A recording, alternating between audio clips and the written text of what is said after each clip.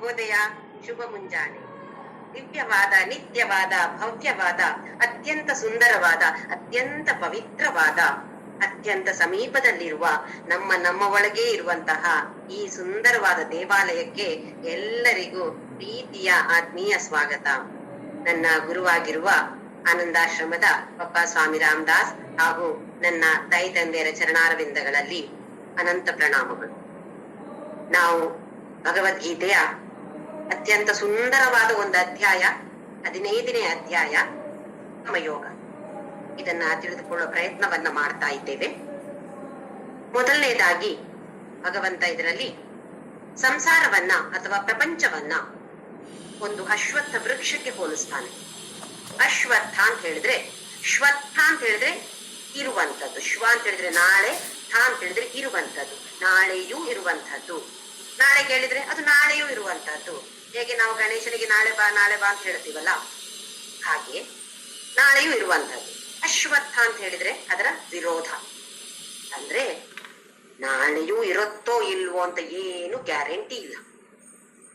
ಅದಕ್ಕೋಸ್ಕರ ಭಗವಂತ ಈ ಸಂಸಾರವನ್ನ ಅಶ್ವತ್ಥ ವೃಕ್ಷದ ಜೊತೆ ಹೋಲಿಸ್ತಾನೆ. ಇನ್ನು ಬೇರೆ ಬೇರೆ ವಿಷಯಗಳ ಬಗ್ಗೆ ಹೇಗೆ ಹೋಲಿಸ್ತಾನೆ ಇದನ್ನ ನಾವು ನೋಡಿದೆವು. ಅದಾದ ನಂತರ 2ನೇ ಶ್ಲೋಕದಲ್ಲಿ ಈ ಹೋಲಿಕೆಗಳನ್ನ ಭಗವಂತ ಹೇಳ್ತಾನೆ. ಆಮೇಲೆ ಒಳ್ಳೆಯ ಉಪಾಯವನ್ನ ನಮ್ಗೆ ಹೇಳ್ತಾ ಇದ್ದಾನೆ ಭಗವಂತ. ಯಾವುದಕ್ಕೆ? ಸ್ವಾತಂತ್ರ್ಯ. ಇವತ್ತು ಸ್ವಾತಂತ್ರ್ಯ ದಿನಾಚರಣೆಯನ್ನು ನಾವು ಆಚರಿಸ್ತಾ ಇದ್ದೇವೆ. ಎಲ್ಲರಿಗೂ ಸ್ವಾತಂತ್ರ್ಯ ದಿನಾಚರಣೆಯ ಶುಭಾಶಯಗಳು. ನಾವು ಭಾರತ ದೇಶದ ಸ್ವಾತಂತ್ರ್ಯತೆಯನ್ನ ನಾವು ಇದು ಮಾಡ್ತಾ ಇರೋದು, ಖುಷಿಯಲ್ಲಿ ಆಚರಣೆ ಮಾಡ್ತಾ ಇರೋದು. ಹಾಗೆಯೇ ನಮ್ಮ ಸ್ವಾತಂತ್ರ್ಯ ಏನಿದೆ, ನಮ್ಮ ಸ್ವಾತಂತ್ರ್ಯ ಅಂತ ಹೇಳಿದ್ರೆ ಮೋಕ್ಷ. ಎಲ್ಲದರಿಂದ ನನ್ಗೆ ಸ್ವತಂತ್ರ ಬೇಕು, ನಾನ್ ಸ್ವತಂತ್ರ ಆಗ್ಬೇಕು ಅಂತ ಎಲ್ರಿಗೂ ಇರೋದು. ನೋಡಿ, ಯಾರಿಗೆ ಮಕ್ಕಳಿಗೆ ಆಗ್ಲಿ ಹೆಚ್ಚು ನಿಯಮಗಳನ್ನ ಹಾಕಿದಷ್ಟು ಅವ್ರ ಅದನ್ನ ಒಡೆದು ಹೋಗ್ಬೇಕು ಅಂತ ಆಲೋಚನೆ ಮಾಡ್ತಾನೆ ಇರ್ತಾರೆ. ಯಾವ ನಿಯಮಗಳು ನಮ್ಗೆ ಇರಬಾರ್ದು, ಇದು ಸ್ವತಂತ್ರತೆ. ಹಾಗೆ ನಮಗೆ ಕೂಡ ಮೋಕ್ಷ ಸಿಕ್ಕಿದಾಗ ನಾವು ಸ್ವಾತಂತ್ರ್ಯ ದಿನಾಚರಣೆಯನ್ನ ಆಚರಿಸಲೇಬೇಕು. ಯಾವಾಗ ಸಿಗುತ್ತೋ ಗೊತ್ತಿಲ್ಲ, ಆದ್ರೆ ಉಪಾಯವನ್ನ ಭಗವಂತ ನಮ್ಗೆ ತಿಳಿಸಿಕೊಟ್ಟಿದ್ದಾನೆ ಇಲ್ಲಿ. ಒಂದನೆಯದು ಅಸಂಗ ಶಸ್ತ್ರ. ಅಸಂಗ ಅಂತ ಹೇಳಿದ್ರೆ ವ್ಯಾಮೋಹ ಇಲ್ಲದೆ ಇರುವಂತಹದ್ದು, ಅಟ್ಯಾಚ್ಮೆಂಟ್ ಇಲ್ಲದೆ ಇರುವಂತದ್ದು ಅಸಂಗ. ಆಮೇಲೆ 2ನೇದಾಗಿ ತತ್ ಪರಿಮಾರ್ಗಿತವ್ಯಂ, ಆ ಮಾರ್ಗದಲ್ಲಿ ನಡೆಯುವಂತಹದ್ದು. ಯಾವ ಮಾರ್ಗದಲ್ಲಿ? ಬ್ರಹ್ಮ ತತ್ ಅಂತ ಹೇಳಿದ್ರಲ್ಲಿ ಆ ಪರಬ್ರಹ್ಮ. ಈ ಮಾರ್ಗದಲ್ಲಿ ನಡೆಯೋದು ಅಂತ ಹೇಳಿದ್ರೆ ಪರಬ್ರಹ್ಮನ ಬಗ್ಗೆ ವಿಚಾರವನ್ನ ತಿಳಿದುಕೊಳ್ಳುವಂತಹದ್ದು, ಆಸಕ್ತಿಯಿಂದ ತಿಳಿದುಕೊಳ್ಳುವಂತಹದ್ದು, ನಿರ್ಮಲವಾದ ಮನಸ್ಸಿನಿಂದ ತಿಳಿದುಕೊಳ್ಳುವಂತಹದ್ದು. ಇದು 2ನೇ ಉಪಾಯ. 3ನೇದು ಶರಣಾಗತಿ. ಎಲ್ಲವನ್ನು ನಿನಗೆ ಬಿಡ್ತೇನೆ, ನೀನೇ ನೋಡಿಕೊ ನನ್ನನ್ನು. ಬಾಯಲ್ಲಿ ನಾವೆಲ್ಲರೂ ಹೇಳ್ತೇವೆ, ಆಚರಣೆಯಲ್ಲಿ ಎಲ್ರೂ ಸೇರಿ ಏನೋ ಒಂದು ಸ್ವಲ್ಪ ಕಷ್ಟದ ಸನ್ನಿವೇಶ ಬಂತು ಅಂತ ಹೇಳಿದ್ರೆ ಮತ್ತೆ ನನ್ಗ್ಯಾಕೆ ನೀನ್ ಹೀಗ್ ಮಾಡ್ದೆ ಅಂತ ದೇವರನ್ನ ಬೈತೀವಿ. ಯಾವಾಗ ನಾವು ಯಾವ ತರದ ಕಷ್ಟ ಬಂದ್ರು ಆ ಭಗವಂತನನ್ನ ಪ್ರಶ್ನೆ ಮಾಡದೇ ಇರ್ತೇವೋ ಆಗ ಹೌದು, ನಾನು ಶರಣಾಗತಳಾಗಿದ್ದೇನೆ ಅಂತ ಹೇಳುದು ಅರ್ಥ ಆಗತ್ತೆ. ಹಾಗಾಗಿ ಎಂಥ ಸನ್ನಿವೇಶ, ಎಷ್ಟು ಕಷ್ಟದ ಎಷ್ಟು ದುಃಖದ ಸನ್ನಿವೇಶ ಬಂದ್ರು ಕೂಡ ಹೇ ನನ್ಗೆ ಯಾಕೆ ಹೀಗ್ ಮಾಡದೆ ಪರಮಾತ್ಮ ನೀನು ಅಂತ ಆಗ್ಬಾರ್ದು. ನಾವು ಹಂಗಿದ್ರೆ ನಾವು ಶರಣು ಹೋಗಿದ್ದೇವೆ ಅಂತ ಅರ್ಥ. ಇದು 3ನೇದು. ಇನ್ನು ಕೊನೆಯದಾಗಿ ಅತ್ಯಂತ ಮುಖ್ಯವಾಗಿ ಸದ್ಗುಣಗಳು, ಇದನ್ನ ಬೆಳೆಸಿಕೊಳ್ಬೇಕು ಅಂತ ಭಗವಂತ ಹೇಳಿದಾನೆ. ನಿರ್ಮಾಣ ಮೋಹ ಅಧಿತ ಸಂಗ ದೋಷ ಅಧ್ಯಾತ್ಮ ನಿತ್ಯ ವಿನಿವೃತ್ತ ಕಾಮ ಅಂತೇಳಿ ಸುಮಾರು ಲಿಸ್ಟ್ ಅನ್ನೇ ಕೊಡ್ತಾನೆ ಅವನು. ಇದು ಬೇರೆ ಬೇರೆ ಅಧ್ಯಾಯಗಳಲ್ಲಿ ಹೇಳ್ತಾನೆ. ಇನ್ನು 16, 17 ಎಲ್ಲ ಅಧ್ಯಾಯಗಳಲ್ಲೂ ಇದರ ಬಗ್ಗೆ ಹೇಳ್ತಾನೆ. ಹೇಗೆ ನಾವು ಒಂದು ಔಷಧಿ ತಗೊಳ್ಬೇಕಿದ್ರೆ ಪಥ್ಯವನ್ನ ಪಾಲಿಸ್ಬೇಕು. ಅದರಲ್ಲಿಯೂ ಆಯುರ್ವೇದ ಅಂತ ಹೇಳಿದ್ರೆ ಅವ್ರು ಹೇಳ್ತಾರೆ ಕಾಫಿ ಕುಡಿಬೇಡಿ, ಟೀ ಕುಡಿಬೇಡಿ, ಎಣ್ಣೆಯಲ್ಲಿ ಕರೆದ ಪದಾರ್ಥ ತಗೊಳ್ಬೇಡಿ ಅಂತೆಲ್ಲ ಹೇಳ್ತಾರೆ. ಯಾಕೆ ಬೇಕು ಈ ಪಥ್ಯವನ್ನು ನಾವು ಆಚರಿಸದೇ ಇದ್ರೆ, ಪಾಲಿಸದೇ ಇದ್ರೆ ಆ ಔಷಧಿ ಪರಿಣಾಮಕಾರಿ ಆಗೋದಿಲ್ಲ. ನಾವು ರೋಗಿಗಳಾಗಿಯೇ ಉಳಿತೇವೆ. ಯಾಕೆ ಔಷಧಿ ತಗೊಳ್ತೇವೆ? ಆ ರೋಗವನ್ನ ಓಡಿಸ್ಬೇಕು ಅಲ್ವೇ? ಇದಕ್ಕೋಸ್ಕರ ನಾನು ನನ್ನ ಆರೋಗ್ಯ ಚೆನ್ನಾಗಿರ್ಬೇಕು, ಇದಕ್ಕೋಸ್ಕರ ಔಷಧಿನ ತೆಗೆದುಕೊಂಡು ನಾವು ಆ ರೋಗವನ್ನ ಓಡಿಸುವಂತ. ಆ ರೋಗ ಹೊರಗಡೆ ಹೋಗ್ಬೇಕು ಅಂತ ಇದ್ರೆ ಈ ಪಥ್ಯವನ್ನ ಪಾಲಿಸ್ಬೇಕು. ಹಾಗೆಯೇ ನಮ್ಗೆ ಈ ಜ್ಞಾನ ಮಾರ್ಗ ಅಥವಾ ಮೋಕ್ಷ, ಜ್ಞಾನ ಮಾರ್ಗದಿಂದ ಮೋಕ್ಷ ಇದು ಇರಬೇಕು ಅಂತ ಇದ್ರೆ ಈ ಪಥ್ಯವನ್ನ ಪಾಲಿಸಲೇಬೇಕು. ಏನಿ ಪಥ್ಯ? ಸದ್ಗುಣಗಳು, ಒಳ್ಳೆಯ ಗುಣಗಳನ್ನ ಬೆಳೆಸಿಕೊಳ್ಬೇಕು. ನಮ್ಮಲ್ಲಿ ಇದೆಯೋ ಇಲ್ವೋ ಹೇಗೆ ಗೊತ್ತಾಗೋದು? ಇದು ನಾವು 14ನೇ ಅಧ್ಯಾಯದಲ್ಲಿ ನೋಡಿದೆವು. ಸತ್ವ, ರಜ, ತಮ, ಈ 3 ಗುಣಗಳು. ಇದರ ನಾವು ವಿಶ್ಲೇಷಣೆ ಮಾಡ್ತಾನೆ ಇರ್ಬೇಕು. ದಿನಂಪ್ರತಿ ನಾವು ವಿಶ್ಲೇಷಣೆ ಮಾಡ್ಬೇಕು. ನನ್ನಲ್ಲಿ ಯಾವ ಗುಣ ಜಾಸ್ತಿ ಆಗ್ತಾ ಇದೆ? ಅವರನ್ನ ಬೈತಾ ಇದ್ದೇನೆ, ಇವರನ್ನ ನಿಂದಿಸ್ತಾ ಇದ್ದೇನೆ, ಬಾಯಲ್ಲಿ ಹೇಳ್ತಾ ಇಲ್ಲ, ಮನಸ್ಸಲ್ಲಾದ್ರೂ ಮಾಡಿದ್ರು ತಮೋ ಗುಣ ಜಾಸ್ತಿ ಆಗ್ತಾ ಇದೆ ನನ್ನಲ್ಲಿ. ಹಾಗಂತ ಹೇಳಿದ್ರೆ ತಮೋ ಗುಣ ಜಾಸ್ತಿ ಆದ್ರೆ ಮತ್ತೆ ನನಗೆ ನೀಚ ಜನ್ಮ. ಈ ಜನ್ಮದಲ್ಲಿಯೇ ಉತ್ತಮ ಜೀವನ ಸಿಗೋದಕ್ಕೆ ಸಾಧ್ಯವೇ ಇಲ್ಲ, ನೀಚ ಜೀವನ. ಅದಾದ್ಮೇಲೆ ಈ ದೇಹ ಬಿಟ್ಟು ಮುಂದಿನ ದೇಹಕ್ಕೆ ಹೋಗುವಾಗ್ಲೂ ನಮಗೆ ನೀಚ ಯೋನಿಯಲ್ಲಿ ಹುಡ್ತೀನಿ ಅಂತ ಭಗವಂತ ನಮ್ಗೆ ಹೇಳಿದಾನೆ. ಹಾಗಾದ್ರೆ ಸತ್ವಗುಣ ಪ್ರಧಾನವಾಗಿರುವಂತೆ ಪ್ರಯತ್ನವನ್ನ ಮಾಡ್ಬೇಕು. ಆಗತ್ತೆ, ಕೆಲವೊಂದ್ಸಲ ನಮ್ಮ ಮನಸ್ಸು ನಮ್ಮ ಕಂಟ್ರೋಲ್ ಅಲ್ಲಿ, ಕೆಲವೊಂದ್ಸಲ ಹೆಚ್ಚಿನ ಸಲ ನಮ್ಮ ಕಂಟ್ರೋಲ್ ಅಲ್ಲಿ ಇರೋದಿಲ್ಲ, ಎಲ್ಲೆಲ್ಲ ಓಡ್ಬಿಡತ್ತೆ. ಹಾಗಾಗದೆ ಇರ್ಬೇಕಿದ್ರೆ ಏನೆಲ್ಲ ಮಾಡ್ಬೇಕು, ಈ ತರ ಎಲ್ಲ ಮಾಡ್ಬೇಕು ಅಂತ ನಮ್ಗೆ ಭಗವಂತ ಸುಮಾರು ಅಧ್ಯಾಯಗಳ ಮೂಲಕ ಹೇಳ್ತಾನೆ, ವರ್ಣನೆ ಮಾಡ್ತಾನೆ ಇದನ್ನು. ಹೀಗಾದ್ರೆ ಮಾತ್ರ ಜ್ಞಾನ ಯೋಗ ಸಾಧ್ಯ, ಜ್ಞಾನ ಯೋಗ ಇದ್ರೆ ಮಾತ್ರ ಮೋಕ್ಷ ಸಾಧ್ಯ ಅಂತ ಭಗವಂತ ತಿಳಿಸಿಕೊಟ್ಟಿದ್ದಾನೆ. ಹಾಗೆಯೇ 6ನೇ ಶ್ಲೋಕದಲ್ಲಿ ಸೂರ್ಯ, ಚಂದ್ರ, ಅಗ್ನಿ ಇವ್ರು ಯಾರು ನನ್ನನ್ನು ಗೊಳಿಸ್ಲಿಕ್ಕೆ ಸಾಧ್ಯವೇ ಇಲ್ಲ. ಯಾಕೆ ಅಂತ ಹೇಳಿದ್ರೆ ನಾನೇ ಅವರಿಗೆ ಪ್ರಕಾಶವನ್ನ ಕೊಡುವಂಥವನು ಅಂತ ಭಗವಂತ ಹೇಳಿದ. ಆಮೇಲೆ 7, 8, 9 ಈ 3 ಶ್ಲೋಕಗಳು ತುಂಬಾ ಮುಖ್ಯವಾದವು. 7 ಮತ್ತೆ 8 ನಾವು ನೋಡಿದೆವು, ಆದ್ರೂ ಮತ್ತೆ ಇನ್ನೊಂದ್ಸಲ ನೋಡೋಣ, 9ರ ಜೊತೆ ನೋಡೋಣ. ಮಮೈವಾಂಶೋ ಜೀವಲೋಕೆ ಜೀವಭೂತ ಸನಾತನಃ ಮನಃಷ್ಠಾನೀಂದ್ರಿಯಾಣಿ ಪ್ರಕೃತಿಸ್ಥಾನಿ ಕರ್ಷತಿ ಶರೀರಂ ಯದವಾಪ್ನೋತಿ ಯಚ್ಚಾಪ್ಯುತ್ಕ್ರಾಮತೀಶ್ವರಃ ಗೃಹೀತ್ವೈತಾನಿ ಸಂಯಾತಿ ವಾಯುರ್ಗಂಧಾನಿ ವಾಶಯಾತ್ ಶ್ರೋತ್ರಂ ಚಕ್ಷು ಸ್ಪರ್ಶನಂ ಚ ರಸನಂ ಘ್ರಾಣಮೇವ ಚ ಅಧಿಷ್ಠಾಯ ಮನಶ್ಚಾಯಂ ವಿಷಯಾನುಪಸೇವತೆ. ಮತ್ತೊಂದ್ಸಲ 7, 8 ನೋಡಿ 9 ನೋಡ್ಕೊಳ್ಳೋಣ. 3 ಕೂಡ ಜೊತೆ ಜೊತೆಯಾಗಿ ನೋಡೋಣ. ಮಮೈವಾಂಶೋ ಜೀವಲೋಕೆ ಜೀವಭೂತ ಸನಾತನ ಅಂದಿದ್ದಾನೆ ಭಗವಂತ. ಸನಾತನವಾದ ಈ ಜೀವಲೋಕ. ಈಗ ಈ ಅಧ್ಯಾಯದಲ್ಲಿ ಭಗವಂತ ಜೀವಿಗಳ ಬಗ್ಗೆ, ಜೀವ ಇರುವಂತಹ ಭೂತಗಳ ಬಗ್ಗೆ ಮಾತಾಡ್ತಿದ್ದಾನೆ, ಜಡ ವಸ್ತುಗಳ ಬಗ್ಗೆ ಅಲ್ಲ. ಯಾಕೆ ಅಂತ ಹೇಳಿದ್ರೆ ನಮ್ಗೆ ಅರ್ಥ ಆಗ್ಲಿಕ್ಕೆ ಸುಲಭ ಆಗಬೇಕಾಗಿ ಜಡ ವಸ್ತುಗಳ ಬಗ್ಗೆ ಈಗ ಹೇಳ್ತಾ ಇಲ್ಲ. ಜೀವ ಇರುವಂತಹ ಜೀವಭೂತ ಜೀವಲೋಕ ನನ್ನದೇ ಒಂದು ಅಂಶ.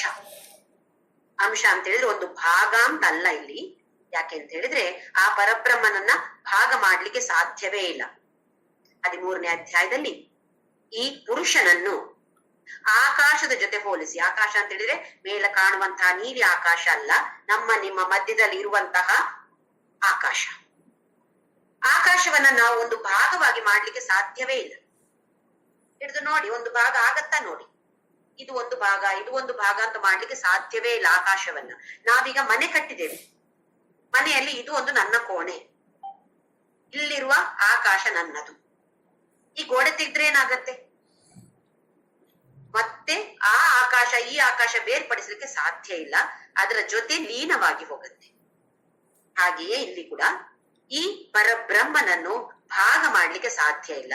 ಹಾಗಾದ್ರೆ ಭಗವಂತ ಏನ್ ಹೇಳ್ತಿದ್ದಾನೆ ಅಂಶ ಅಂತ ಹೇಳಿದ್ರೆ, ಪುರುಷ ಅಂತ ಹೇಳುದು ಚೇತನ, ಪ್ರಕೃತಿ ಅಂತ ಹೇಳುದು ಅಚೇತನ. ಇದು ನಾವು 13ನೇ ಅಧ್ಯಾಯದಲ್ಲಿ ಸರಿಯಾಗಿ ತಿಳಿದುಕೊಂಡಿದ್ದೇವೆ. ಪುರುಷ ಅಂತ ಹೇಳಿದ್ರೆ ಚೇತನ, ಪ್ರಕೃತಿ ಅಂತ ಹೇಳಿದ್ರೆ ಅಚೇತನ. ನಮ್ಮ ದೇಹ, ಮನಸ್ಸು, ಬುದ್ಧಿ, ಇಂದ್ರಿಯಗಳು ಎಲ್ಲ ಪ್ರಕೃತಿ ಅಂತ ಹೇಳಿದ್ರೆ ಎಲ್ಲವೂ ಅಚೇತನ. ಅದ್ ಹೇಗೆ? ನನ್ನ ಕೈ ಆಡತ್ತೆ, ನಾನು ಮಾತಾಡ್ತೇನೆ, ನಾನು ನೋಡ್ತೇನೆ, ಚೇತನ ಇದೆ ಅಲ್ಲ ಇಲ್ಲಿ ಅಂತ ಅನ್ಸತ್ತೆ ಅಲ್ವಾ ನಮ್ಗೆ? ಹೇಗೆ ಅಂದ್ರೆ ಈ ಪುರುಷ ಅಥವಾ ಪರಬ್ರಹ್ಮ ಇದು ಚೇತನ. ಈ ಚೇತನ ಮನಸ್ಸಿನ ಮೇಲೆ ಪ್ರತಿಬಿಂಬಗೊಳ್ಳತ್ತೆ. ಪುರುಷ ಅಥವಾ ಪರಬ್ರಹ್ಮ ಅಂತ ಹೇಳುವ ಚೇತನ, ಇದು ಮಾತ್ರ ಚೇತನ, ಬೇರೆಲ್ಲ ಅಚೇತನ, ಬೇರೆಲ್ಲ ಅನಾತ್ಮ. ಪುರುಷ ಅಂತ ಹೇಳೋದು ಆತ್ಮ, ಬೇರೆಲ್ಲ ಅನಾತ್ಮ. ಪುರುಷ ಚೇತನ, ಮನಸ್ಸಿನ ಮೇಲೆ ಪ್ರತಿಬಿಂಬವನ್ನ ಬೀಳ್ಸತ್ತೆ. ಹೇಗೆ ನಾವು ಒಂದು ಕನ್ನಡಿಯಲ್ಲಿ ನೋಡ್ತೀವೋ, ನಾನು ನಿಂತು ಕನ್ನಡಿಯಲ್ಲಿ ನೋಡ್ತೇನೆ, ಏನ್ ಕಾಣಿಸತ್ತೆ ನಂಗೆ ಕನ್ನಡಿಯಲ್ಲಿ? ನನ್ನನ್ನೇ ಕಾಣಿಸತ್ತೆ. ಅದು ನಾನಾ? ನನ್ನ ಪ್ರತಿಬಿಂಬ. ನಾನೇ ಅಂತ ಅನ್ಕೊಳ್ಬೋದು. ಯಾಕೆ ಅಂತ ಹೇಳಿದ್ರೆ, ನಾನು ಇವಾಗ ಬೊಟ್ಟು ಹಾಕ್ಬೇಕಿದ್ರೆ, ನಾನು ಮೇಕಪ್ ಮಾಡ್ಕೋಬೇಕಿದ್ರೆ ಏನ್ ಮಾಡ್ತೀನಿ? ಕನ್ನಡಿಯಲ್ಲಿ ನೋಡಿ, ಅಲ್ಲಿ ನೋಡಿ ಹಾಕೋದೆಲ್ಲಿ? ಇಲ್ಲಿ. ಅಲ್ಲಿ ಪ್ರತಿಬಿಂಬಕ್ಕೆ ಹಾಕ್ತಿವ ಪೌಡರ್ ಎಲ್ಲ? ಇಲ್ಲ. ಇಲ್ಲಿ ಯಾವುದು ನಾನು ಅಂತ ಇದೀನೋ ಅಲ್ಲಿ ನನ್ನ ಮುಖಕ್ಕೆ ನಾನು ಹಾಕೊಳ್ಳೋದು ಅದನ್ನ ನೋಡಿಕೊಂಡು. ಹಾಗೆ ಇಲ್ಲಿ ಈ ಚೇತನ ಮನಸ್ಸಿನ ಮೇಲೆ ಪ್ರತಿಬಿಂಬವನ್ನ ಬೀರಿ ಮನಸ್ಸಿಗೆ ಚೇತನದ ಪ್ರತಿಬಿಂಬ ಸಿಗತ್ತೆ. ಇದು ಚೇತನದ ಪ್ರತಿಬಿಂಬ ಮಾತ್ರ. ಇದಕ್ಕೆ ಹೆಸರು ಚಿದಾಭಾಸ. ಮನಸ್ಸಿನ ಮೇಲೆ ಬೀರಿರುವಂತಹ ಪ್ರತಿಬಿಂಬ, ಚೇತನದ ಪ್ರತಿಬಿಂಬ, ಪರಬ್ರಹ್ಮ ಅಥವಾ ಆತ್ಮ ಅಥವಾ ಪುರುಷನ ಚೇತನ ಮನಸ್ಸಿನ ಮೇಲೆ ಬಿದ್ದಾಗ, ಪ್ರತಿಬಿಂಬಿಸಿದಾಗ ಇದಕ್ಕೆ ಹೆಸರು ಚಿದಾಭಾಸ ಅಥವಾ ಜೀವಾತ್ಮ. ಅದು ಪರಮಾತ್ಮ. ಪುರುಷ ಅಂತ ಹೇಳುದು ಪರಮಾತ್ಮ. ಈ ಪ್ರತಿಬಿಂಬಗೊಂಡಿರುವ ಚೇತನಕ್ಕೆ ಹೆಸರು ಜೀವಾತ್ಮ. ಅರ್ಥ ಆಗ್ತಾ ಇದೆ ಅಂತ ಅನ್ಕೋತಾ ಇದ್ದೀನಿ. ಈ ಜೀವಾತ್ಮ ಮನಸ್ಸಿನ ಮೇಲೆ ಪ್ರತಿಬಿಂಬಗೊಂಡಿದೆ, ದೇಹದ ಮೇಲೆ ಅಲ್ಲ, ಮನಸ್ಸಿನ ಮೇಲೆ ಮಾತ್ರ. ಮನಸ್ಸಿನ ಮೇಲಿಂದ ಇದು ದೇಹಕ್ಕೆ ಬರುತ್ತೆ. ಪರಮಾತ್ಮ ಅಥವಾ ಪುರುಷನಿಂದ ಡೈರೆಕ್ಟ್ ಆಗಿ ದೇಹಕ್ಕೆ ಬರೋದಿಲ್ಲ ಪ್ರತಿಬಿಂಬ. ಮನಸ್ಸಿನ ಮೂಲಕ, ಮನಸ್ಸು ಮಧ್ಯದಲ್ಲಿದ್ದು ಮನಸ್ಸಿನ ಮೇಲೆ ಬಿದ್ದು, ಈ ಮನಸ್ಸಿನ ಮೇಲೆ ಬಿದ್ದಂತಹ ಪ್ರತಿಬಿಂಬ ಚೇತನ ಈಗ ದೇಹಕ್ಕೂ ಚೇತನವನ್ನ ಕೊಡುತ್ತೆ. ಅದು ಕೂಡ ಪ್ರತಿಬಿಂಬ ಚೇತನ. ಈಗ ದೇಹ ಎಲ್ಲ ಕೆಲಸ ಎಲ್ಲ ಮಾಡ್ತಾ ಇದೆ. ಮನಸ್ಸು ಕೆಲಸ ಮಾಡ್ತಾ ಇದೆ, ದೇಹವು ಕೆಲಸ ಮಾಡ್ತಾ ಇದೆ. ಇದು ಅಂಶ ಅಂತ ಹೇಳಿದ್ರೆ, ಮಮ ಏವ ಅಂಶ, ನನ್ನ ಅಂಶವೇ ಇಡೀ ಜೀವಲೋಕ. ಜೀವಭೂತ, ಸನಾತನವಾದ ಜೀವಭೂತ ಇರುವಂತಹ ಜೀವಲೋಕ ನನ್ನದೇ ಅಂಶ. ಇಲ್ಲಿ ಅಂಶ ಅಂತ ಹೇಳಿದ್ರೆ ನನ್ನ ಪ್ರತಿಬಿಂಬ. ಆಮೇಲೆ ಮನಃಷ್ಠಾನಿ ಇಂದ್ರಿಯಾಣಿ ಪ್ರಕೃತಿ ಸ್ಥಾನಿ ಕರ್ಷತಿ. ಇಂದ್ರಿಯಾಣಿ, ಇಂದ್ರಿಯಗಳು 5, ಜ್ಞಾನೇಂದ್ರಿಯಗಳು 5. ಷಷ್ಠ, 6ನೇದು ಯಾವುದು? ಮನಸ್ಸು. ಇದೆಲ್ಲವೂ ಕೂಡ ಪ್ರಕೃತಿ. ಇಲ್ಲಿ ಪ್ರಕೃತಿ ಅಂತ ಹೇಳಿದ್ರೆ ದೇಹ, ನಮ್ಮ ಸ್ಥೂಲ ಶರೀರದಲ್ಲಿ ಇದ್ದುಕೊಂಡು ಜೀವಾತ್ಮ ಆಕರ್ಷಣೆಯನ್ನ, ಇದನ್ನೆಲ್ಲ ಆಕರ್ಷಣೆಯನ್ನ ಮಾಡ್ತಾ ಇದೆ. ಇದೆಲ್ಲವೂ ಇರೋದೆಲ್ಲಿ? ಈ ಸ್ಥೂಲ ಶರೀರ. ಸ್ಥೂಲ ಶರೀರ ಅಂತ ಹೇಳೋದು ಬಾಡಿಗೆಗೆ ತೆಕ್ಕೊಂಡಂತಹ ಮನೆ. ಬಾಡಿಗೆಗೆ ನಾವಿರುವ ಮನೆ ಹೊರತು ಬೇರೆ ಏನೂ ಅಲ್ಲ. ಅದು ಬಾಡಿಗೆ ಮನೆಯನ್ನ ಬಿಟ್ಟು ಹೋಗ್ಬೇಕಾಗತ್ತೆ. ಯಾವಾಗ? ಪ್ರಾರಬ್ಧ ಕರ್ಮ 0 ಆದಾಗ ಈ ಬಾಡಿಗೆ ಮನೆಯನ್ನ ಬಿಟ್ಟು ಹೊರಗೆ ಹೋಗ್ಬೇಕಾಗತ್ತೆ ನಾವು. ಅದರ ಬಗ್ಗೆ ಇಲ್ಲಿ ಮತ್ತೆ 8ನೇ ಶ್ಲೋಕದಲ್ಲಿ ಭಗವಂತ ಹೇಳ್ತಾನೆ, ಶರೀರಂ ಯತ್ ಅವಾಪ್ನೋತಿ ಯಚ್ಚಾಪ್ಯುತ್ಕ್ರಾಮತಿ ಈಶ್ವರಃ. ಯಾವ ಶರೀರವನ್ನ ನೀನು ಹೊಂದಿದ್ಯೋ ಆ ಶರೀರನು ಉತ್ಕ್ರಾಮತಿ, ಬಿಟ್ಟು ಹೋಗುವಾಗ. ಈಶ್ವರ ಅಂತ ಹೇಳಿದ್ರೆ ಇಲ್ಲಿ ಜೀವಾತ್ಮ. ಈಗ ಜೀವಾತ್ಮ ಈ ದೇಹ ಎಲ್ಲವನ್ನು ಕಂಟ್ರೋಲ್ ಅಲ್ಲಿ ಇಟ್ಕೊಂಡಿದೆ. ಪ್ರತಿಬಿಂಬಿಸಿದ ಚೇತನ ಏನ್ ಮಾಡತ್ತೆ? ಅದು ಗೃಹೀತ್ವೈತಾನಿ ಸಂಯಾತಿ ವಾಯುರ್ಗಂಧ ನಿವಾಶಯತಿ. ಯಾವಾಗ? ಉತ್ಕ್ರಾಮತಿ, ಬಿಟ್ಟು ಹೋಗುವಾಗ. ಬಿಟ್ಟು ಹೋಗೋದಂದ್ರೆ ಏನರ್ಥ? ಸಾಯೋ ಕಾಲ ಬಂದಾಗ. ಮರಣ ಅಂತ ಹೇಳಿದ್ರೆ ಸೂಕ್ಷ್ಮ ಶರೀರ ಸ್ಥೂಲ ಶರೀರದಿಂದ ಬೇರ್ಪಡಿಸಿಕೊಳ್ಳುವಂಥದ್ದು, ಸಪರೇಟ್ ಆಗುವಂಥದ್ದು. ಸೂಕ್ಷ್ಮ ಶರೀರ ಸ್ಥೂಲ ಶರೀರದಿಂದ ಹೊರಕ್ಕೆ ಬರುವಂತದ್ದೇ ಮರಣ. ಮತ್ತೆ ಸೂಕ್ಷ್ಮ ಶರೀರ ಇನ್ನೊಂದು ಬೇರೆ ಸ್ಥೂಲ ಶರೀರದ ಜೊತೆಗೆ ಸೇರಿಕೊಳ್ಳುವಂತದ್ದೇ ಜನ್ಮ. ಇಷ್ಟೇ ವ್ಯತ್ಯಾಸ. ಸೂಕ್ಷ್ಮ ಶರೀರ ಬಿಟ್ಟು ಹೋಗುವಂತದ್ದು, ಸ್ಥೂಲ ಶರೀರವನ್ನ ಬಿಟ್ಟು ಹೋಗುವಂತದ್ದು ಅಂತ ಹೇಳಿದ್ರೆ ಮರಣ. ಮತ್ತೆ ಹೊಸದಾಗಿ ಇನ್ನೊಂದು ಸ್ಥೂಲ ಶರೀರವನ್ನ ಸೇರಿಕೊಳ್ಳತ್ತೆ ಸೂಕ್ಷ್ಮ ಶರೀರ. ಇದಕ್ಕೆ ಹೆಸರು ಜನ್ಮ. ಈಗ ಸಾಯೋ ಕಾಲ ಬಂದಾಗ ಏನಾಗತ್ತೆ ಅಂತ ಭಗವಂತ ಇಲ್ಲಿ ಹೇಳ್ತಿದ್ದಾನೆ. ಹೇಗೆ ವಾಯು ಒಂದು ಹೂವಿನಿಂದ ಸುಗಂಧವನ್ನ ಮಾತ್ರ, ಪರಿಮಳವನ್ನ ಅಥವಾ ವಾಸನೆಯನ್ನು ಮಾತ್ರ ತೆಗೆದುಕೊಂಡು ಹೋಗ್ತಾನೆ, ಆ ಹೂವನ್ನ ತೆಗೆದುಕೊಂಡು ಹೋಗ್ತಾ ಇಲ್ಲ, ಅದರಲ್ಲಿರುವಂತಹ ಗಂಧವನ್ನ ಮಾತ್ರ ತೆಗೆದುಕೊಂಡು ಮುಂದಕ್ಕೆ ಹೋಗ್ತಾ ಇರ್ತಾನೆ. ಹಾಗಾಗಿ ನಮ್ಗೆ ಯಾರಾದ್ರೂ ಮಲ್ಲಿಗೆ ಹೂ ಮುಡ್ಕೊಂಡ್ರೆ ಆ ಘಮ ಘಮ ಬರ್ತಾ ಇರತ್ತೆ. ಯಾಕೆ? ಹೂವನ್ನ ತಗೊಂಡು ಬಂದ ವಾಯು ಇಲ್ಲ, ಗಂಧವನ್ನು ಮಾತ್ರ ತಗೊಂಡು ಮುಂದಕ್ಕೆ ಸಾಕ್ತಾ ಇದ್ದಾನೆ. ತನ್ನ ಪ್ರಯಾಣವನ್ನ ಮಾಡ್ತಾನೆ ಇದ್ದಾನೆ ಆ ವಾಯು. ಈ ಜೀವಾತ್ಮ ಸ್ಥೂಲ ಶರೀರವನ್ನ ಬಿಟ್ಟು, ಹೇಗೆ ಹೂವನ್ನ ಬಿಟ್ಟು ಸುಗಂಧವನ್ನ ಮಾತ್ರ ವಾಯು ತೆಗೆದುಕೊಂಡು ಹೋಗ್ತಾನೋ ಹಾಗೆಯೇ ನಮ್ಮ ಪ್ರಾರಬ್ಧ ಕರ್ಮ ಸೊನ್ನೆಯಾದಾಗ ಪುಣ್ಯವು ಪಾಪವು ಎಲ್ಲವೂ ಸೇರಿ ಸೊನ್ನೆ ಆಗ್ಬೇಕು. ಸ್ವಲ್ಪ ಪುಣ್ಯ ಇದ್ರೂ ಸಾಯೋದಿಲ್ಲ, ಸ್ವಲ್ಪ ಪಾಪ ಕರ್ಮ ಇದ್ರೂ ಸಾಯೋದಿಲ್ಲ, ಎಲ್ಲ ಶೂನ್ಯ ಆಗ್ಬೇಕು. ಆಗ ಈ ಜೀವಾತ್ಮ ಸೂಕ್ಷ್ಮ ಶರೀರವನ್ನ ಸ್ಥೂಲ ಶರೀರದಿಂದ ಹೊರಗಡೆ ತಗೊಂಡು ಹೋಗ್ತಾನೆ. ಹೇಗೆ ಹೂವಿಂದ ಗಂಧವನ್ನ ಮಾತ್ರ ತಗೊಂಡು ಹೋಗ್ತಾನೋ ಗಾಳಿ, ಹಾಗೆಯೇ ಈ ಜೀವಾತ್ಮ, ಈಶ್ವರ ಅಂತ ಹೇಳಿದ್ರೆ ಇಲ್ಲಿ ಜೀವಾತ್ಮ ಸ್ಥೂಲ ಶರೀರದಿಂದ ಸೂಕ್ಷ್ಮ ಶರೀರವನ್ನ ಮಾತ್ರ ತೆಗೆದುಕೊಂಡು ಹೋಗ್ತಾನೆ. ಮತ್ತೆ ಪ್ರಯಾಣ ನಡೆಯುತ್ತೆ. ಸೂಕ್ಷ್ಮ ಶರೀರ ಮಾತ್ರ ಪ್ರಯಾಣ ನಡೆಯುತ್ತೆ. ಈಗ ನೋಡಿ, ಸೂಕ್ಷ್ಮ ಶರೀರದಲ್ಲಿ ಏನೆಲ್ಲ ಇದೆ ಭಾಗಗಳು ನಾವು ನೋಡಿದ್ದೇವೆ. 19 ಭಾಗಗಳಿವೆ. ಏನೆಲ್ಲ? ಪಂಚ ಜ್ಞಾನೇಂದ್ರಿಯಗಳು. ಇದು ಜ್ಞಾನೇಂದ್ರಿಯಗಳು ಏನು ಅಂದ್ರೆ ಎಲ್ಲರಿಗೂ ಗೊತ್ತಿದೆ ಅಂತ ಅನ್ಕೋತಾ ಇದ್ದೀನಿ. ಪಂಚ ಜ್ಞಾನೇಂದ್ರಿಯಗಳು, ಪಂಚ ಕರ್ಮೇಂದ್ರಿಯಗಳು, ಪಂಚ ವಾಯುಗಳು, ಹಾಗೆಯೇ ಮನಸ್ಸು, ಬುದ್ಧಿ, ಅಹಂಕಾರ, ಚಿತ್ತ ಅಂತ ಹೇಳುವ 4 ಒಟ್ಟು ಸೇರಿ ಹೆಸರು ಅಂತಃಕರಣ. 5+5+5+4 19 ಭಾಗಗಳಿವೆ ಇದರಲ್ಲಿ. ಈ ಸೂಕ್ಷ್ಮ ಶರೀರದಲ್ಲಿ ಮನಸ್ಸು ಇದೆ. ಮನಸ್ಸು ಇದರಿಂದ ಹೊರಗಡೆ ಹೋದ ತಕ್ಷಣ, ಸ್ಥೂಲ ಶರೀರದಿಂದ ಹೊರಗಡೆ ಹೋದ ತಕ್ಷಣ ಈ ದೇಹಕ್ಕೆ ಚೇತನ ಎಲ್ಲಿಂದ ಬರ್ತಾ ಇತ್ತು? ಮನಸ್ಸಿನ ಪ್ರತಿಬಿಂಬ ಅಥವಾ ಚಿದಾಭಾಸದಿಂದ ದೇಹಕ್ಕೆ ಚೇತನ ಬರ್ತಾ ಇತ್ತು. ಈಗ ಮನಸ್ಸು ಹೊರಟೋಯ್ತಲ್ಲ, ಹಾಗಾಗಿ ದೇಹಕ್ಕೆ ಚೇತನ ಇಲ್ಲ. ಚೇತನ ಈಗ ದೇಹಕ್ಕೆ ಇಲ್ಲ. ಯಾಕೆ ಅಂತ ಹೇಳಿದ್ರೆ ಮನಸ್ಸಿನಲ್ಲಿದ್ದಂತಹ ಚಿದಾಭಾಸ ಈಗ ಹೊರಗಡೆ ಹೋಗಿದೆ. ಸೂಕ್ಷ್ಮ ಶರೀರ ಅಂತ ಹೇಳಿದ್ರೆ ಮನಸ್ಸು ಕೂಡ ಇದೆ ಇದರಲ್ಲಿ. ಹಾಗಾಗಿ ದೇಹ ಕೂಡ ಜಡ ಆಗ್ಬಿಡತ್ತೆ, ತಣ್ಣಗಾಗತ್ತೆ, ಗಟ್ಟಿ ಆಗತ್ತೆ, ಯಾವ ಕೆಲಸವನ್ನು ಮಾಡೋದಿಲ್ಲ. ಈಗ ಅದರ ಕಣ್ಣು ಇದೆ, ಶವಕ್ಕೂ ಕೂಡ ಸತ್ತು ಹೋದ್ರೂ ಶವಕ್ಕೆ ಕಣ್ಣು ಇದೆ. ಈ ಗೋಲಕ, ಕಿವಿಯ ಗೋಲಕ ಇದೆ. ಆದ್ರೆ ಅದರ ಒಳಗಡೆ ಕೆಲಸ ಮಾಡುವಂತಹ ಶಕ್ತಿ ಇರುವುದು ಯಾವುದಕ್ಕೆ? ಸೂಕ್ಷ್ಮ ಶರೀರಕ್ಕೆ. ಸೂಕ್ಷ್ಮ ಶರೀರ ಬಿಟ್ಟು ಹೋಗಿದೆ. ಹಾಗಾಗಿ ಈ ಸ್ಥೂಲ ಶರೀರ ಯಾವ ಕೆಲಸವನ್ನು ಮಾಡ್ಲಿಕ್ಕೆ ಆಗೋದಿಲ್ಲ. ಅಂದ್ರೆ ಚೇತನ ಇಲ್ಲ, ಅಚೇತನವಾಯಿತು. ಮತ್ತೆ ಅರ್ಥ ಆಗ್ತಾ ಇದೆ ಅಂತ ಅನ್ಕೋತಾ ಇದ್ದೀನಿ.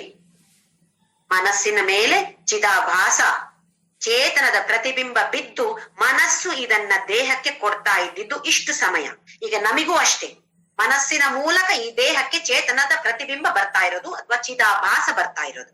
ಚಿತ್ತ ಆಭಾಸ ಇದ್ದ ಹಾಗೆ ಯಾವಾಗ ಮನಸ್ಸಿನಿಂದ ಬಿಟ್ಟು ಹೋಗತ್ತೋ ಆ ಪ್ರತಿಬಿಂಬ ಈಗ ದೇಹದ ಮೇಲೆ ಇಲ್ಲ ಅಂತ ಹೇಳಿದ್ರೆ ದೇಹ ಜಡ ವಸ್ತು ಆಗಿ ಹೋಯ್ತು.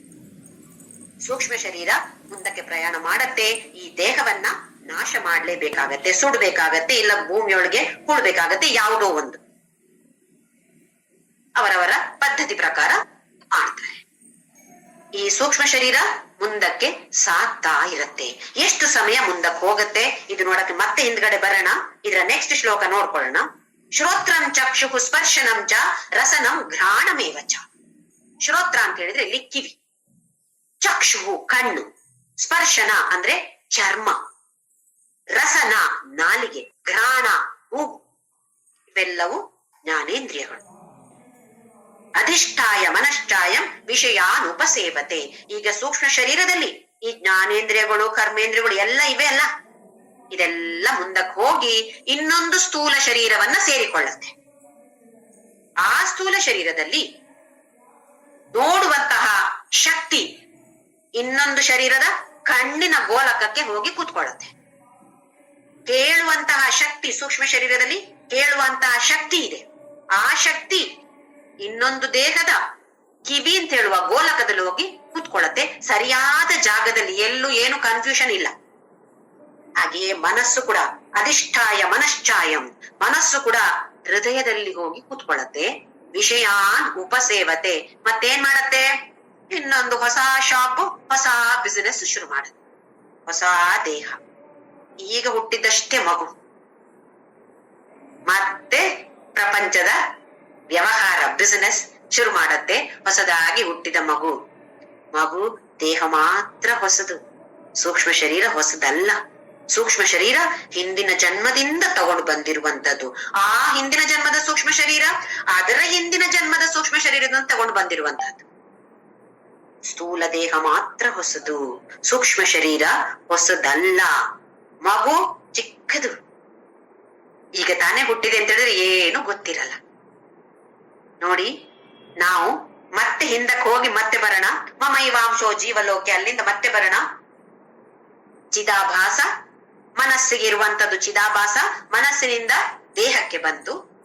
ಹಾಗೆ ದೇಹ ಮತ್ತೆ ಮನಸ್ಸು ಎರಡು ಕೂಡ ಚೇತನವನ್ನ ಪಡೆದು, ಚೇತನದ ಪ್ರತಿಬಿಂಬ, ಆದ್ರೆ ಈಗ ನಮ್ಗೆ ಅದು ಚೇತನ ಪಡೆದು ಎಲ್ಲ ಕೆಲಸವನ್ನು ಮಾಡ್ತಾ ಇದೆ. ಕೆಲಸವನ್ನ ನಿಜವಾಗಿ ಮಾಡೋದು ಯಾವುದು? ಸೂಕ್ಷ್ಮ ಶರೀರ ಮಾಡುವಂತಹದ್ದು ಸ್ಥೂಲ ಶರೀರದ ಮೂಲಕ.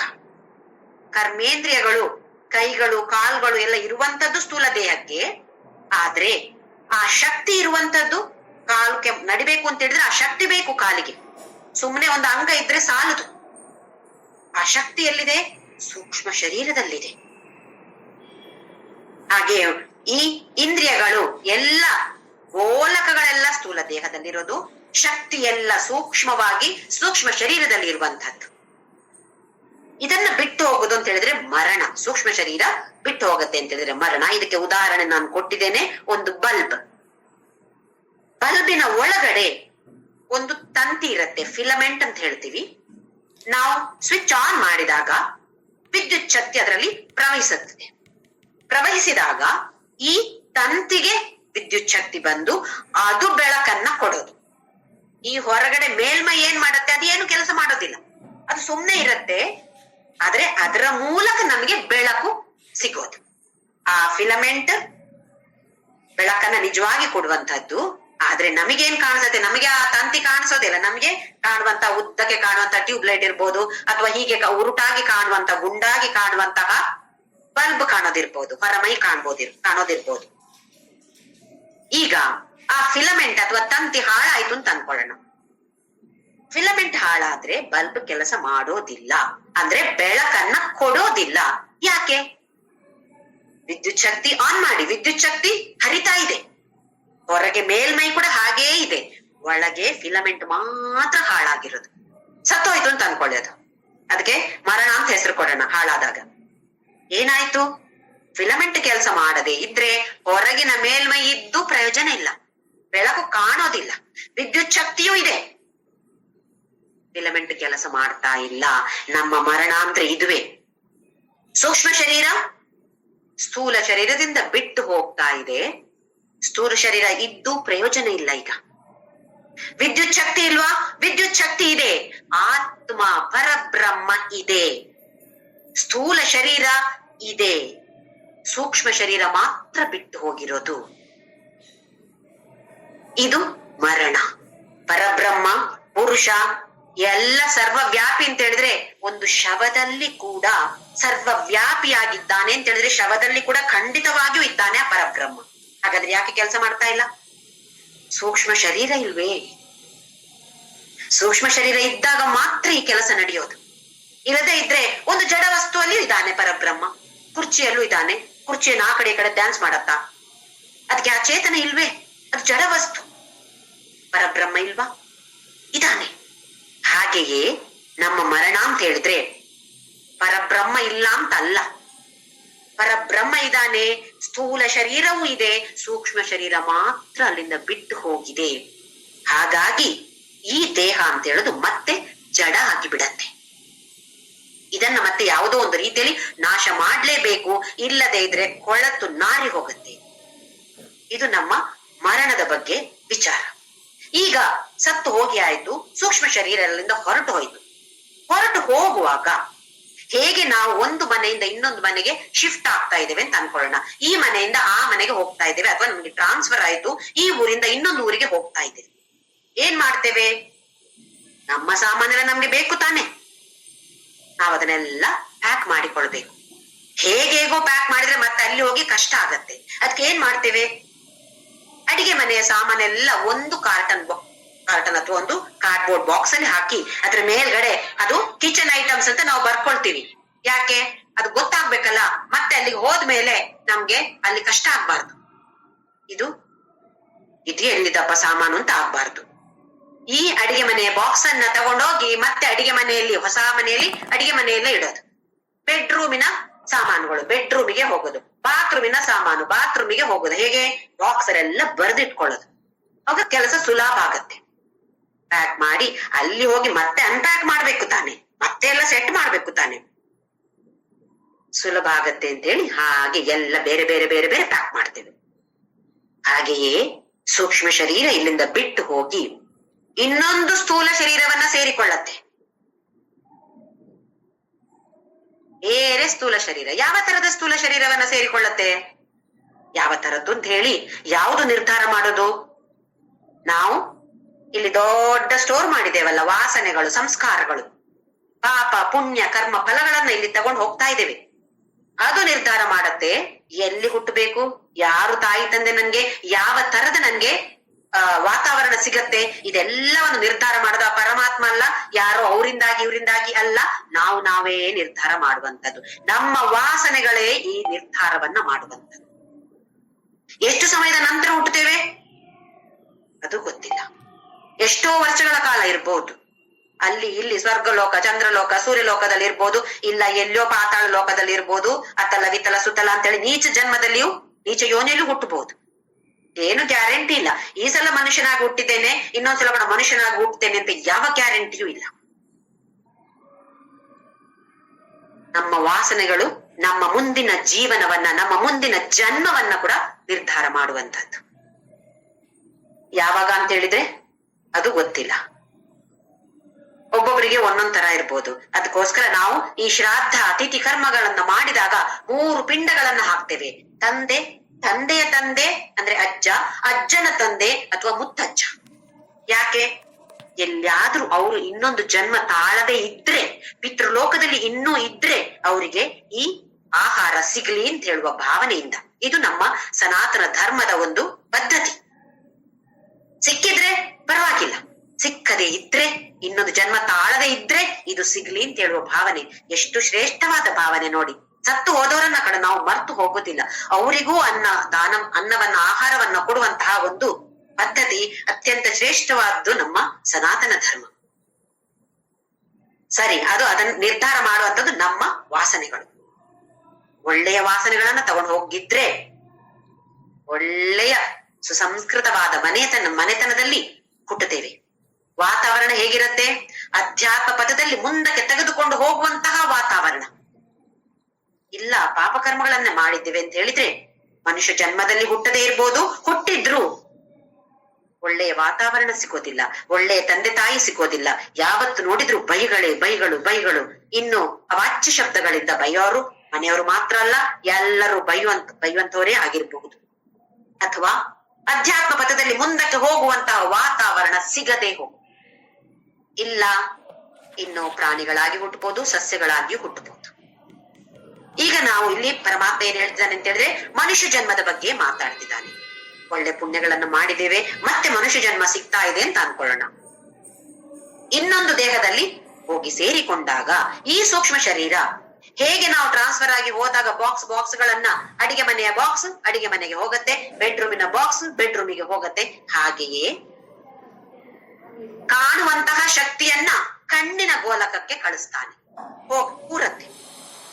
ಕೇಳುವಂತಹ ಶಕ್ತಿ ಕಿವಿಯ ಗೋಲಕಕ್ಕೆ ಹೋಗುತ್ತೆ. ಹಾಗೆ ಎಲ್ಲ ಆಯಾಯ ಶಕ್ತಿಗಳು ಆಯಾಯ ಜ್ಞಾನೇಂದ್ರಿಯಕ್ಕೆ ಹೋಗಿ ಕೆಲಸವನ್ನ ಶುರು ಮಾಡತ್ತೆ. ಮನಸ್ಸು ಹೃದಯದಲ್ಲಿ ಕೂತು ಮತ್ತೆ ಹೊಸ ಬಿಸಿನೆಸ್ ಶುರು ಮಾಡತ್ತೆ. ನೋಡಿ, ಹುಟ್ಟಿದ ಮಗುವಿಗೆ ಕಣ್ಣು ಎಲ್ಲವೂ ಕಾಣಿಸೋದಿಲ್ಲ, ದೂರದಲ್ಲಿರೋದು ಕಾಣೋದಿಲ್ಲ, ಬಣ್ಣಗಳು ಯಾವುದು ಕಾಣೋದಿಲ್ಲ, ಅಮ್ಮ ಅಪ್ಪ ಯಾರು ಏನು ಕಾಣೋದಿಲ್ಲ, ಸುಮ್ನೆ ಮಯಮಯವಾಗಿ ಕಾಣ್ತಾ ಇರತ್ತೆ ಅಂತ ನಮ್ಮ ಶಾಸ್ತ್ರಗಳು ಹೇಳುತ್ತೆ. ಹೇಗೆ ನಾವು ಇನ್ನೊಂದು ಮನೆಗೆ ಹೋದಾಗ, ಶಿಫ್ಟ್ ಆದಾಗ ಹೋದ ತಕ್ಷಣ ಎಲ್ಲ ಬಾಕ್ಸ್ ಗಳನ್ನು ತೆಗಿಯಕ್ಕಾಗತ್ತ ನಮ್ಗೆ? ನಿಧಾನವಾಗಿ ಒಂದೊಂದೇ ಬಾಕ್ಸ್ ಅನ್ನ ತೆಗೆದು ಅದನ್ನೆಲ್ಲ ಸೆಟ್ ಮಾಡಿ ನಿಧಾನವಾಗಿ ನಾವೆಲ್ಲ ಒಂದು ವಾರ 1 ತಿಂಗಳು ಬೇಕು ಎಲ್ಲ ಸೆಟ್ ಆಗ್ಬೇಕಿದ್ರೆ ಅಲ್ವೇ?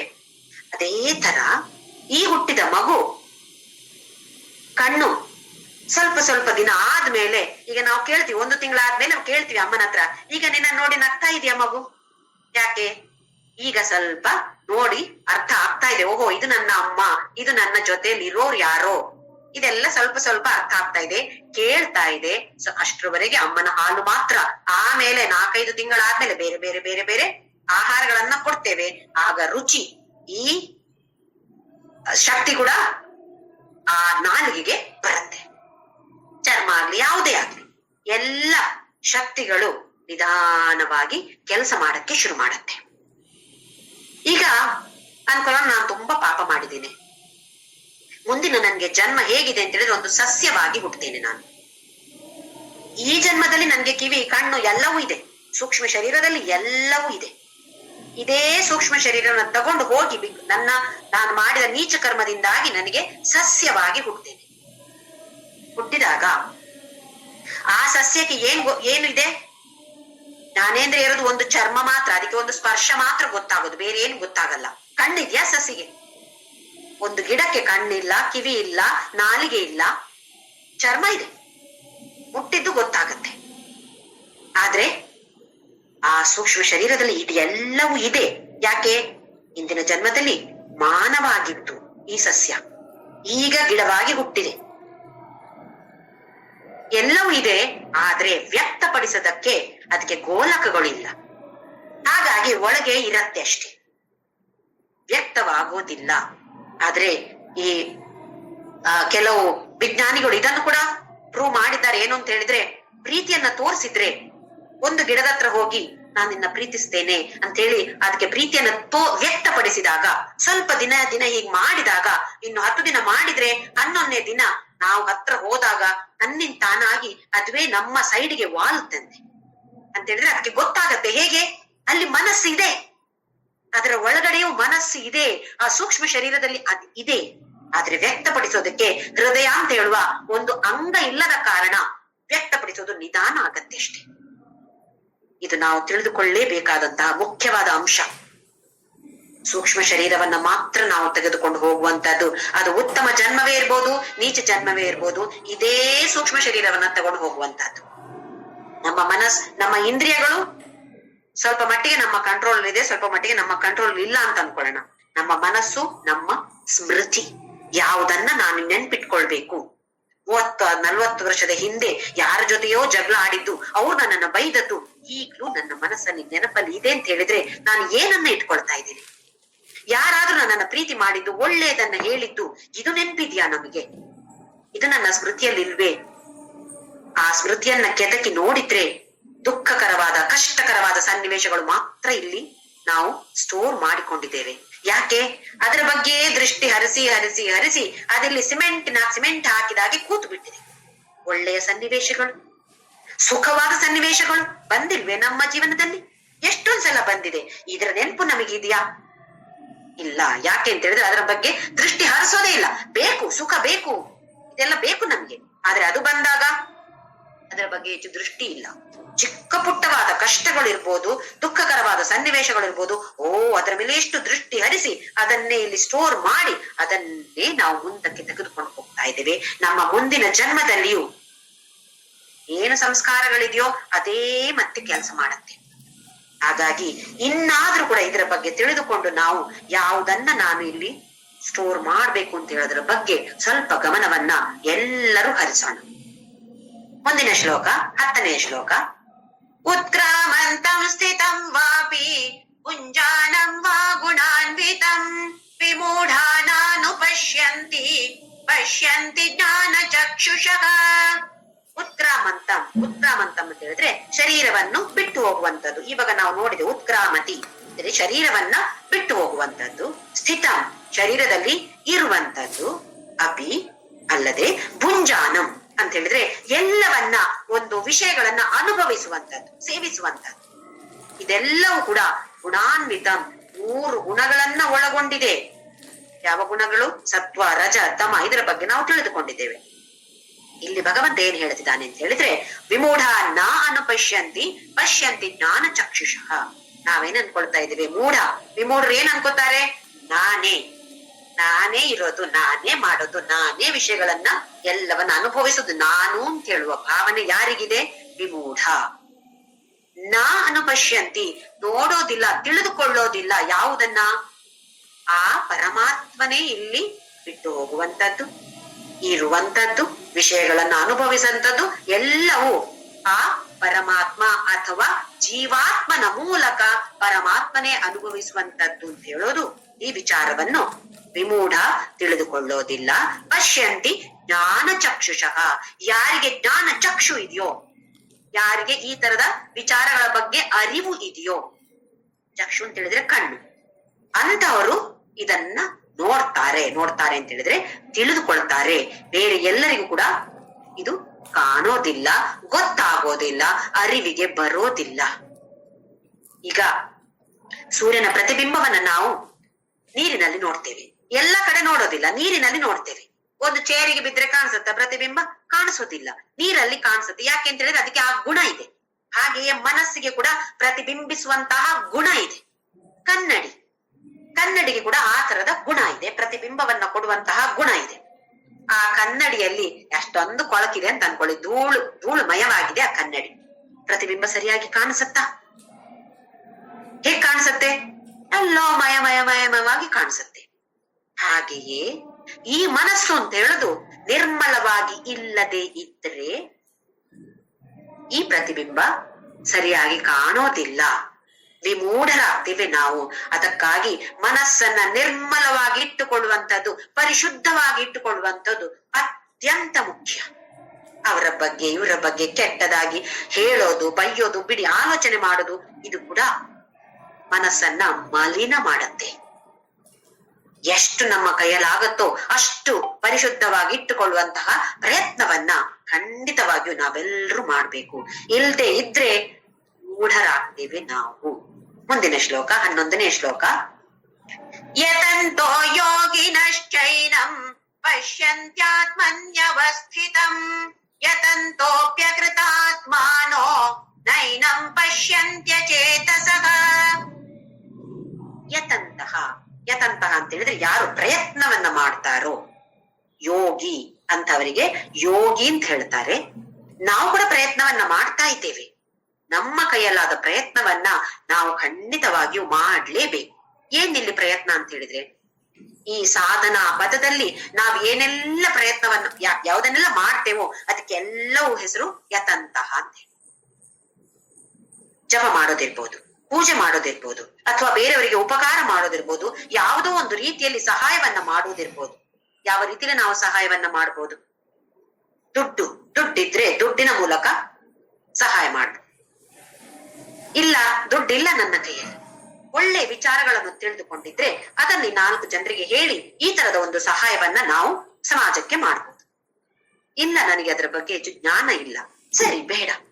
ಯಾರೋ ಒಬ್ರು ಏನೋ ಒಂದು ದುಃಖವನ್ನ ಹಂಚಿಕೊಳ್ಬೇಕಾಗಿದೆ, ಅವರಲ್ಲಿ ಪಾಪ ತುಂಬಾ ಕಷ್ಟಕರವಾದ ಪರಿಸ್ಥಿತಿ ಬಂದಿದೆ, ಅದನ್ನ ಅವ್ರು ಯಾರ ಜೊತೆಯೋ ಒಂದು ಶೇರ್ ಮಾಡಿಕೊಳ್ಬೇಕು ಅಂತ ಅನ್ನಿಸ್ತಾ ಇದೆ. ಅದನ್ನ ಕೇಳಿ, ಅವ್ರು ಹೇಳೋದನ್ನ ಕೇಳಿ. ಇದು ಕೂಡ ಒಂದು ಒಳ್ಳೆಯ ಸಹಾಯ. ನಮ್ಮ ಸಮಯ, ನಮ್ಮಲ್ಲಿರುವಂತಹ ಶಕ್ತಿ, ನಮ್ಮಲ್ಲಿರುವಂತಹ ಜ್ಞಾನ, ಇದನ್ನು ನಾವಲ್ಲದೆ ಬೇರೆ ಒಂದು ಇಬ್ಬರಿಗಾದ್ರೂ ಸಹಾಯ ಮಾಡುವಂತವರಾಗ್ಬೇಕು. ನಾವು ವ್ಯಯ ಮಾಡುವಂತವರಾಗ್ಬೇಕು. ಸಮಯ, ನಮ್ಮಲ್ಲಿರುವಂತಹ ದುಡ್ಡು ಅಥವಾ ನಮ್ಮಲ್ಲಿರುವಂತಹ ಯಾವುದೇ ಸಂಪತ್ತಿರ್ಬೋದು, ಜ್ಞಾನ ಸಂಪತ್ತನ್ನು ಸೇರಿಸಿ 4 ಜನರಿಗೆ ಸಹಾಯವನ್ನ ಮಾಡಿದ್ರೆ ಮನಸ್ಸು ನಿರ್ಮಲವಾಗ್ತಾ ಹೋಗತ್ತೆ. ಯಾಕೆ ಅಂತ ಹೇಳಿದ್ರೆ ಭಗವಂತ ಹೇಳಿದಾನೆ, ಕರ್ಮ ಯೋಗ ಮಾಡಿ ಮನಸ್ಸು ಪರಿಶುದ್ಧವಾಗತ್ತೆ. ಉಪಾಸನಾ ಯೋಗ, ಪೂಜೆ, ಉಪಾಸನಾ ಯೋಗ ಎಲ್ಲ ಮಾಡಿ ಮನಸ್ಸು ಏಕಾಗ್ರತೆಯನ್ನ ಹೊಂದತ್ತೆ. ಆಮೇಲೆ ಜ್ಞಾನ ಯೋಗದಲ್ಲಿ ಶ್ರವಣ ಮಾಡೋದ್ರಿಂದ ಅಜ್ಞಾನ ನಿವಾರಣೆ ಆಗತ್ತೆ.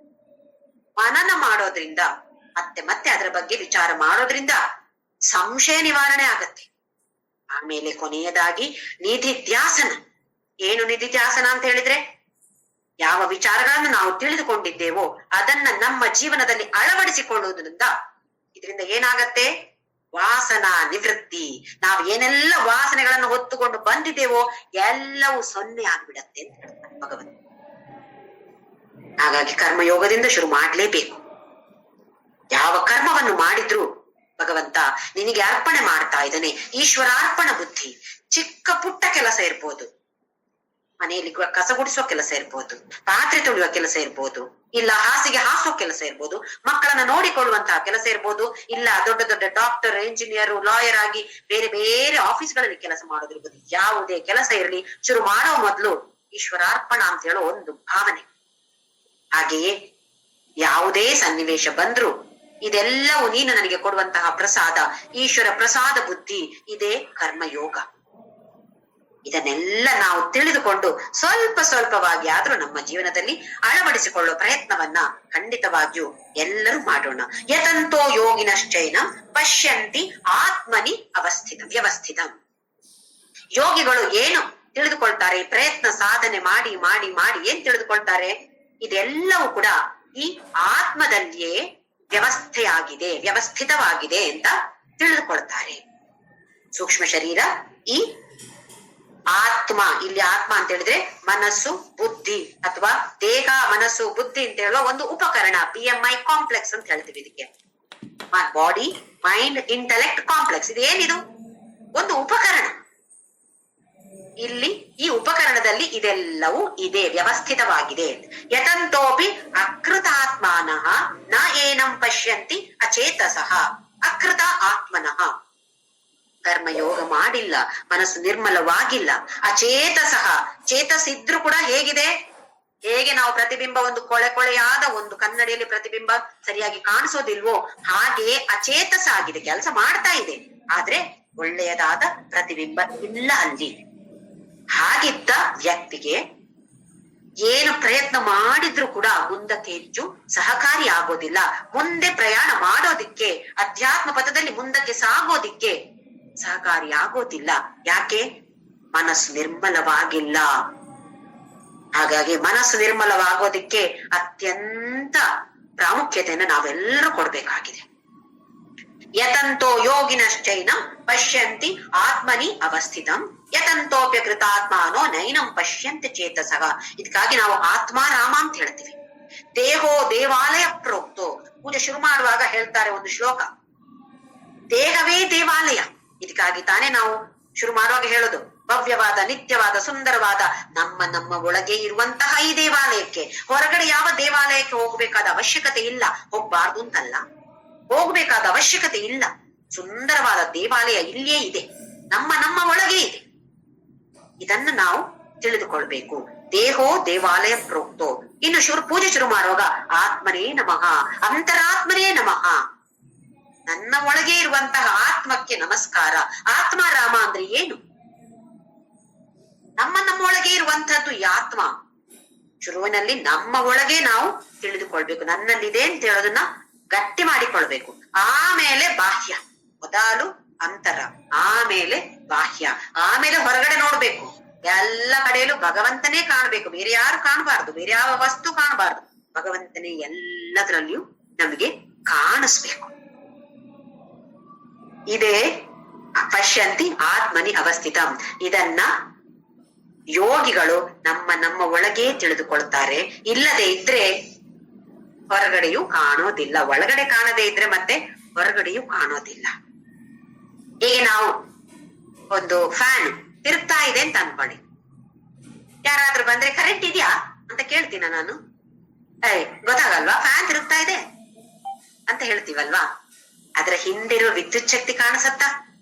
ಕಾಣಿಸೋದಿಲ್ಲ. ಆದ್ರೆ ನಂಗೆ ಗೊತ್ತಿದೆ ಈ ಫ್ಯಾನ್ ತಿರುಗ್ತಾ ಇದೆ ಅಂತ ಹೇಳಿದ್ರೆ ವಿದ್ಯುತ್ ಶಕ್ತಿ ಇದೆ, ಕರೆಂಟ್ ಇದೆ. ಕೇಳ್ಬೇಕಾದ ಅವಶ್ಯಕತೆ ಇಲ್ಲ. ಕರೆಂಟ್ ಇದೆಯಾ ಅಂತ ಕೇಳ್ಬೇಕಾದ ಅವಶ್ಯಕತೆ ಇಲ್ಲ. ಹಾಗೆಯೇ ಒಂದು ವ್ಯಕ್ತಿ ಹತ್ರ ಮಾತಾಡ್ತಾ ಇದ್ದೇನೆ ಅಂತ ಹೇಳಿದ್ರೆ ಈ ವ್ಯಕ್ತಿಯ ಹಿಂದೆ ಚಿದಾಭಾಸ ಇದೆ. ಚಿದಾಭಾಸ ಅಂತ ಹೇಳಿದ್ರೆ ಮನಸ್ಸು. ಆ ಮನಸ್ಸಿನ ಹಿಂದೆ ಪುರುಷ ಪರಮಾತ್ಮ ಇದ್ದಾನೆ ಅಂತ ಹೇಳುವ ಭಾವನೆ ಬರ್ಲೇಬೇಕು ನಮಗೆಲ್ಲ. ಜಡ ವಸ್ತುವನ್ನ ಬಿಡಿ, ಕಾಣದೇ ಇದ್ರೆ ಪರವಾಗಿಲ್ಲ. ಶುರುವಲ್ಲಿ ಜೀವಿಗಳಲ್ಲಿ ನೋಡೋಣ. ಜೀವಿಗಳು ಎಲ್ಲಾ ಜೀವಿಗಳಲ್ಲೂ ಬಂತು ಅಂತಾದ್ರೆ ಮತ್ತೆ ಜಡ ವಸ್ತುಗಳಲ್ಲಿ ಕೂಡ ಪ್ರಯತ್ನವನ್ನ ಮಾಡ್ಬೋದು. ಮೊದಲನಾಗಿ ಜೀವಿಗಳಲ್ಲಿ ಯಾವುದರಲ್ಲಿ ಜೀವ ಇದೆಯೋ, ಪ್ರಾಣಿ ಇರ್ಬೋದು, ಸಸ್ಯ ಇರ್ಬೋದು, ಅಥವಾ ಮನುಷ್ಯರಿರ್ಬೋದು, ಇವರಲ್ಲಿ ಮೊದಲನೇದಾಗಿ ದೇವರನ್ನ ಕಾಣುವಂತಹ ಪ್ರಯತ್ನವನ್ನ ನಾವೆಲ್ಲರೂ ಸೇರಿ ಮಾಡೋಣ. ಮುಂದಿನ ಶ್ಲೋಕ 12ನೇ ಶ್ಲೋಕ. ಯದಾದಿತ್ಯಗತಂ ತೇಜೋ ಜಗದ್ಭಾಸಯತೇಖಿಲಂ ಯಚ್ಚಂದ್ರಮಸಿ ಯಚ್ಚಾಗ್ನೌ ತತ್ತೇಜೋ ವಿದ್ಧಿ ಮಾಮಕಂ. ಈಗ ಮತ್ತೆ ಆದಿತ್ಯ ಅಂದ್ರೆ ಸೂರ್ಯ, ಚಂದ್ರ ಇವರ ಬಗ್ಗೆ ಅವರ ತೇಜಸ್ಸೆಲ್ಲ ಎಲ್ಲಿಂದ ಬಂತು ಇವರಿಗೆ? ಯತ್ ಆದಿತ್ಯ ಗತಂ ಅಂತ ಹೇಳಿದ್ರೆ ಆದಿತ್ಯನಲ್ಲಿ ಸೇರಿಕೊಂಡು ತೇಜಸ್ ಎಷ್ಟು ಪ್ರಕಾಶಮಯವಾಗಿದ್ದಾನೆ ಆ ಸೂರ್ಯ. ಅದು ನಮ್ಗೆ ಸೆಕೆಗಾಲದಲ್ಲಿ ನೋಡಿ, ಸಮ್ಮರ್ ಅಲ್ಲಿ ಹಬ್ಬ 12 ಗಂಟೆ ಮಧ್ಯಾಹ್ನ ನಟ ಬಿಸಿಲು ಅಂತ ಹೇಳ್ತೀವಲ್ಲ, ಹೊರಗಡೆ ಹೋದ್ರೆ ಹೇಗಾಗತ್ತೆ, ಎಷ್ಟು ಪ್ರಕಾಶ ಇದೆ. ಇದು ಆದಿತ್ಯನ ಪ್ರಕಾಶವ? ಭಗವಂತ ಹೇಳ್ತಾನೆ ಆ ತೇಜಸ್ಸು ಆದಿತ್ಯನಲ್ಲಿ ಹೋಗಿ ನಾನು ಕೊಟ್ಟಿರುವಂತದ್ದು, ಆದಿತ್ಯನಲ್ಲಿ ಇದ್ದುಕೊಂಡು ನಾನು ತೋರಿಸುವಂತಹ ಪ್ರಕಾಶ ಇದು. ಆದಿತ್ಯನಿಗೆ ಪ್ರಕಾಶ ಇಲ್ಲ. ಆದಿತ್ಯ ಗತಂ ಸೂರ್ಯನಲ್ಲಿ ಹೋಗಿ ತೇಜಸ್ ಜಗದ್ಭಾಸಯತೆ ಅಖಿಲಂ, ಅಖಿಲ ಜಗತ್ತನ್ನ ಪ್ರಕಾಶಗೊಳಿಸುತ್ತೆ. ನಮ್ಮ ಒಂದು ಸಣ್ಣ ರೂಮ್ ಪ್ರಕಾಶಗೊಳಿಸ್ಬೇಕಿದ್ರೆ ಒಂದು ಇಷ್ಟು 100 ವಾಟಿನ ಬಲ್ಬ್ ಬೇಕು ನಮ್ಗೆ. ದೊಡ್ಡ ಹಾಲ್ ಆದ್ರೆ ಒಂದು ಸಾಕಾಗುದಿಲ್ಲ, 2 3 ಬೇಕಾಗತ್ತೆ. ಹಾಗಾದ್ರೆ ಆಲೋಚನೆ ಮಾಡಿ, ಇಷ್ಟು ದೊಡ್ಡ ಜಗತ್ತು, ಅಖಿಲ ಜಗತ್ತು, ಇದನ್ನ ಪ್ರಕಾಶಗೊಳಿಸ್ಬೇಕಿದ್ರೆ ಎಂಥ ತೇಜಸ್ ಇರ್ಬೇಕು. ಆ ಸೂರ್ಯನಿಗಿರುವ ತೇಜಸ್ ಎಲ್ಲಿಂದ ಬಂತು? ಅದು ತತ್ತೇಜೋ ವಿದ್ಧಿ ಮಾಮಕಂ, ನಂದು ಅರ್ಜುನ, ಆದಿತ್ಯಂದಲ್ಲ. ಆ ತೇಜಸ್ ನಮ್ದು.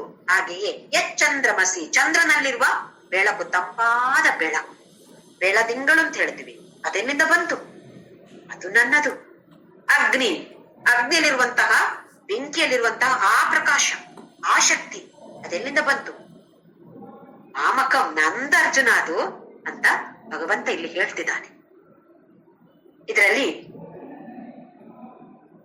ಸಂಧ್ಯಾ ವಂದನೆ ಮಾಡುವಾಗ ಈ ಆದಿತ್ಯನನ್ನ ಸವಿತ್ರ, ಇದರ ಬಗ್ಗೆ ಗಾಯತ್ರಿ ಮಂತ್ರ ಇರುವಂತದ್ದು ಅಥವಾ ಅರ್ಘ್ಯವನ್ನ ಕೊಡ್ತಾರೆ. ಇದು ಎಲ್ಲರಿಗೂ ಈ ಅರ್ಹತೆ ಇಲ್ಲ ಅಂತ ಹೇಳತ್ತೆ ನಮ್ಮ ಸನಾತನ ಧರ್ಮ. ಆದ್ರೆ ಆದಿತ್ಯ ಹೃದಯ ಇದೆ. ಹಾಗಾಗಿ ನಾವು ಸಂಧ್ಯಾ ವಂದನೆ ಮಾಡದೇ ಇದ್ರು ಆದಿತ್ಯ ಹೃದಯವನ್ನ ಹೇಳ್ಬೋದು ಅಂತ ಹೇಳತ್ತೆ ಮತ್ತೆ ಶಾಸ್ತ್ರ. ಅಗಸ್ತ್ಯ ಮುನಿ ರಾಮನಿಗೆ ಬೋಧಿಸಿರುವಂತಹ ಆದಿತ್ಯ ಹೃದಯ, ಈ ಆದಿತ್ಯ ಹೃದಯವನ್ನ ಪಡಿಸೋದ್ರಿಂದ ಈ ನಮ್ಮಲ್ಲಿ ಆ ತೇಜಸ್ಸು, ಆ ಶಕ್ತಿ, ಪ್ರಾಣ ಶಕ್ತಿ, ಸೂರ್ಯನ ತೇಜಸ್ಸಲ್ಲಿ, ಸೂರ್ಯಂದು ಅಂತ ಹೇಳಿದ್ರೆ ಮತ್ತೆ ಪರಬ್ರಹ್ಮನ ತೇಜಸ್ಸೇ, ಅದರಲ್ಲಿರುವಂತಹ ಪ್ರಾಣ ಶಕ್ತಿ ನಮ್ಮ ಪ್ರಾಣಮಯ ಕೋಶವನ್ನ ಚೇತನವನ್ನಾಗಿ ಮಾಡತ್ತೆ.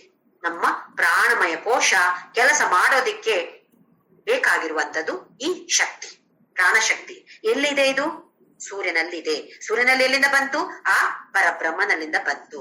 ಈಗ ನಮ್ಗೆ ನೋಡಿದ್ರೆ ಸುಮಾರು ಜನ ಹುಷಾರಿಲ್ದಾಗ ಡಾಕ್ಟರ್ ಹೇಳ್ತಾರೆ B12 ಡಿಫಿಷಿಯನ್ಸಿ, ವಿಟಮಿನ್ B12 ಅಂತ ಹೇಳ್ತಾರೆ. ಏನಿದು B12? ಸೂರ್ಯನ ತೇಜಸ್ಸಲ್ಲಿರುವಂತಹ ಶಕ್ತಿ ಇದು. ಸ್ವಲ್ಪ ಬಿಸಿಲಲ್ಲಿ ಕೂತ್ಕೊಳ್ಳಿ, ಮಾತ್ರೆ ತಿನ್ನಿ, ಇಲ್ಲದೆ ಇದ್ರೆ ಒಳ್ಳೇದು ಅಂತ ಹೇಳಿದ್ರೆ, ಅದಕ್ಕೆ ಔಷಧ ಅಂತ ಹೇಳಿದ್ರೆ ಬಿಸಿಲಲ್ಲಿ ಕೂತ್ಕೊಳ್ಳಿ, ಆ ಪ್ರಕಾಶವನ್ನ ತೆಗೆದುಕೊಳ್ಳಿ ಅಂತ ಹೇಳ್ತಾರೆ. ಹಾಗಾಗಿ ಆದಿತ್ಯ ಹೃದಯ ಪಠನೆ ಮಾಡಿದ್ರೆ ಅದರ ಶಕ್ತಿ ನಮ್ಮ ಪ್ರಾಣಮಯ ಕೋಶವನ್ನ ಶಕ್ತಿಯುತವಾಗಿ ಮಾಡುತ್ತೆ. ನಮ್ಮಲ್ಲಿ ಪಂಚಕೋಶಗಳಿವೆ. ಇದರ ಬಗ್ಗೆ ಈ 15ನೇ ಅಧ್ಯಾಯ ಮುಗಿದ ನಂತರ ಮತ್ತೆ ಅದರ ಬಗ್ಗೆ ನಾನು ವಿಮರ್ಶೆ ಮಾಡ್ತೇನೆ. ಪಂಚಕೋಶಗಳು: ಅನ್ನಮಯ ಕೋಶ, ಪ್ರಾಣಮಯ ಕೋಶ, ಮನೋಮಯ ಕೋಶ, ವಿಜ್ಞಾನಮಯ ಕೋಶ, ಆನಂದಮಯ ಕೋಶ. ಈ ಪ್ರಾಣಮಯ ಕೋಶಕ್ಕೆ ಡೈರೆಕ್ಟ್ ಆಗಿ ಅದರ ಎಫೆಕ್ಟ್ ಇದೆ ಸೂರ್ಯನ ತೇಜಸ್ಸಿಂದ ಅಥವಾ ಪ್ರಾಣ ಶಕ್ತಿಯಿಂದ. ಇಂಡೈರೆಕ್ಟ್ ಆಗಿ ಅನ್ನಮಯ ಕೋಶ, ಮನೋಮಯ ಕೋಶ, ವಿಜ್ಞಾನಮಯ ಕೋಶದ ಮೇಲೆ ಪ್ರಭಾವ ಬೀರುತ್ತೆ ಸೂರ್ಯನ ತೇಜಸ್ಸು ಅಥವಾ ಆದಿತ್ಯ ಹೃದಯದ ಪಠಣ. ಹಾಗಾಗಿ ಆದಿತ್ಯ ಹೃದಯ ಗೊತ್ತಿರುವವರು ಖಂಡಿತವಾಗಿಯೂ ಇದರ ಪಠಣವನ್ನ ಮಾಡಿ, ಗೊತ್ತಿಲ್ಲದೆ ಇರುವವರು ಪುಸ್ತಕ ಓದಿ ವಾರದಲ್ಲಿ 1 ಸಲ ಆದಿತ್ಯವಾರವಾದ್ರೂ ಕೂಡ ಪಠಣೆ ಮಾಡುವಂತಹ ಅಭ್ಯಾಸವನ್ನ ಬೆಳೆಸಿಕೊಳ್ಳಬಹುದು. ಮುಂದಿನ ಶ್ಲೋಕ: ಕಾಮಾವಿಶ್ಯ ಚ ಭೂತಾನಿ ಧಾರಯಾಮ್ಯಹಮೋಜಸ ಉಷ್ಣಾಮಿ ಚೌಷಧಿ ಸರ್ವಾಃ ಸೋಮೋ ಭೂತ್ವಾ ರಸಾತ್ಮಕಃ. ಗಾಮ್, ಗಾಮ್ ಅಂತ ಹೇಳಿದ್ರೆ ಭೂಮಿ, ಪೃಥ್ವಿ. ಗಾಮ್ ಆವಿಶ್ಯ, ಪೃಥ್ವಿಯಲ್ಲಿ ಬಂದು, ಭೂತಾನಿ ಧಾರಯಾಮಿ ಅಹಂ ಓಜಸ, ನನ್ನ ಶಕ್ತಿ. ಓಜಸ್ ಅಂತ ಹೇಳಿದ್ರೆ ಇಲ್ಲಿ ಶಕ್ತಿ. ಈ ಶಕ್ತಿ ಎಲ್ಲ ಭೂತಗಳ ಮೇಲೆ ಬೀರತ್ತೆ. ಹೇಗೆ? ಸೂರ್ಯನ ಕಿರಣಗಳು ಭೂಮಿಯನ್ನ ತಲುಪಿ ಭೂಮಿಯಲ್ಲಿರುವಂತ ಎಲ್ಲ ಭೂತಗಳಿಗೆ ಆ ಸೂರ್ಯನ ತೇಜಸ್ ಅಂತ ಹೇಳಿದಕ್ಕೆ ಓಜಸ್ ಅಂತ ಹೆಸರು. ನಮ್ಮಲ್ಲಿ ಹೋಮ ಕರ್ಮಗಳನ್ನು ಮಾಡಿದಾಗ ಅದರ ಭಸ್ಮವನ್ನ ತೆಗೆದು ತುಪ್ಪದ ಜೊತೆ ಸೇರಿಸಿ ಓಜೋಸಿ ಅಂತ ಕೊಡ್ತಾರೆ. ನಾವು ಅದನ್ನ ಇಲ್ಲಿಗೆ ಹಾಕೋತೀವಿ, ಪ್ರಸಾದವಾಗಿ ಹಾಕೊಳ್ತೀವಿ. ಅದು ಓಜಸ್. ಆ ಅಗ್ನಿಯಿಂದ ಬಂದಂತಹ ತೇಜಸ್ ಓಜಸ್. ಇಲ್ಲಿ ಈಗ ಸೂರ್ಯನ ಕಿರಣಗಳಿಂದ ಬಂದಿರುವಂತಹ ಶಕ್ತಿ, ಆ ಪ್ರಾಣಶಕ್ತಿಗೆ ಹೆಸರು ಓಜಸ್. ಯಾರದು ಓಜಸ? ಅದು ನಾನೇ. ಹಾಗೆಯೇ ಪುಷ್ಣಾಮಿ ಚೌಷಧಿ ಸರ್ವ ಚ ಔಷಧಿ. ಔಷಧಿ ಅಂತ ಹೇಳಿದ್ರೆ ಎಲ್ಲ ವನಸ್ಪತಿಗಳು ಅಥವಾ ಗಿಡ ಮರಗಳು, ಆಹಾರವನ್ನ ಕೊಡುವಂತಹ ಎಲ್ಲ ಸಸ್ಯ ಗಿಡ ಮರಗಳು ಔಷಧಿ ಅಂತ ಹೇಳ್ತೀವಿ.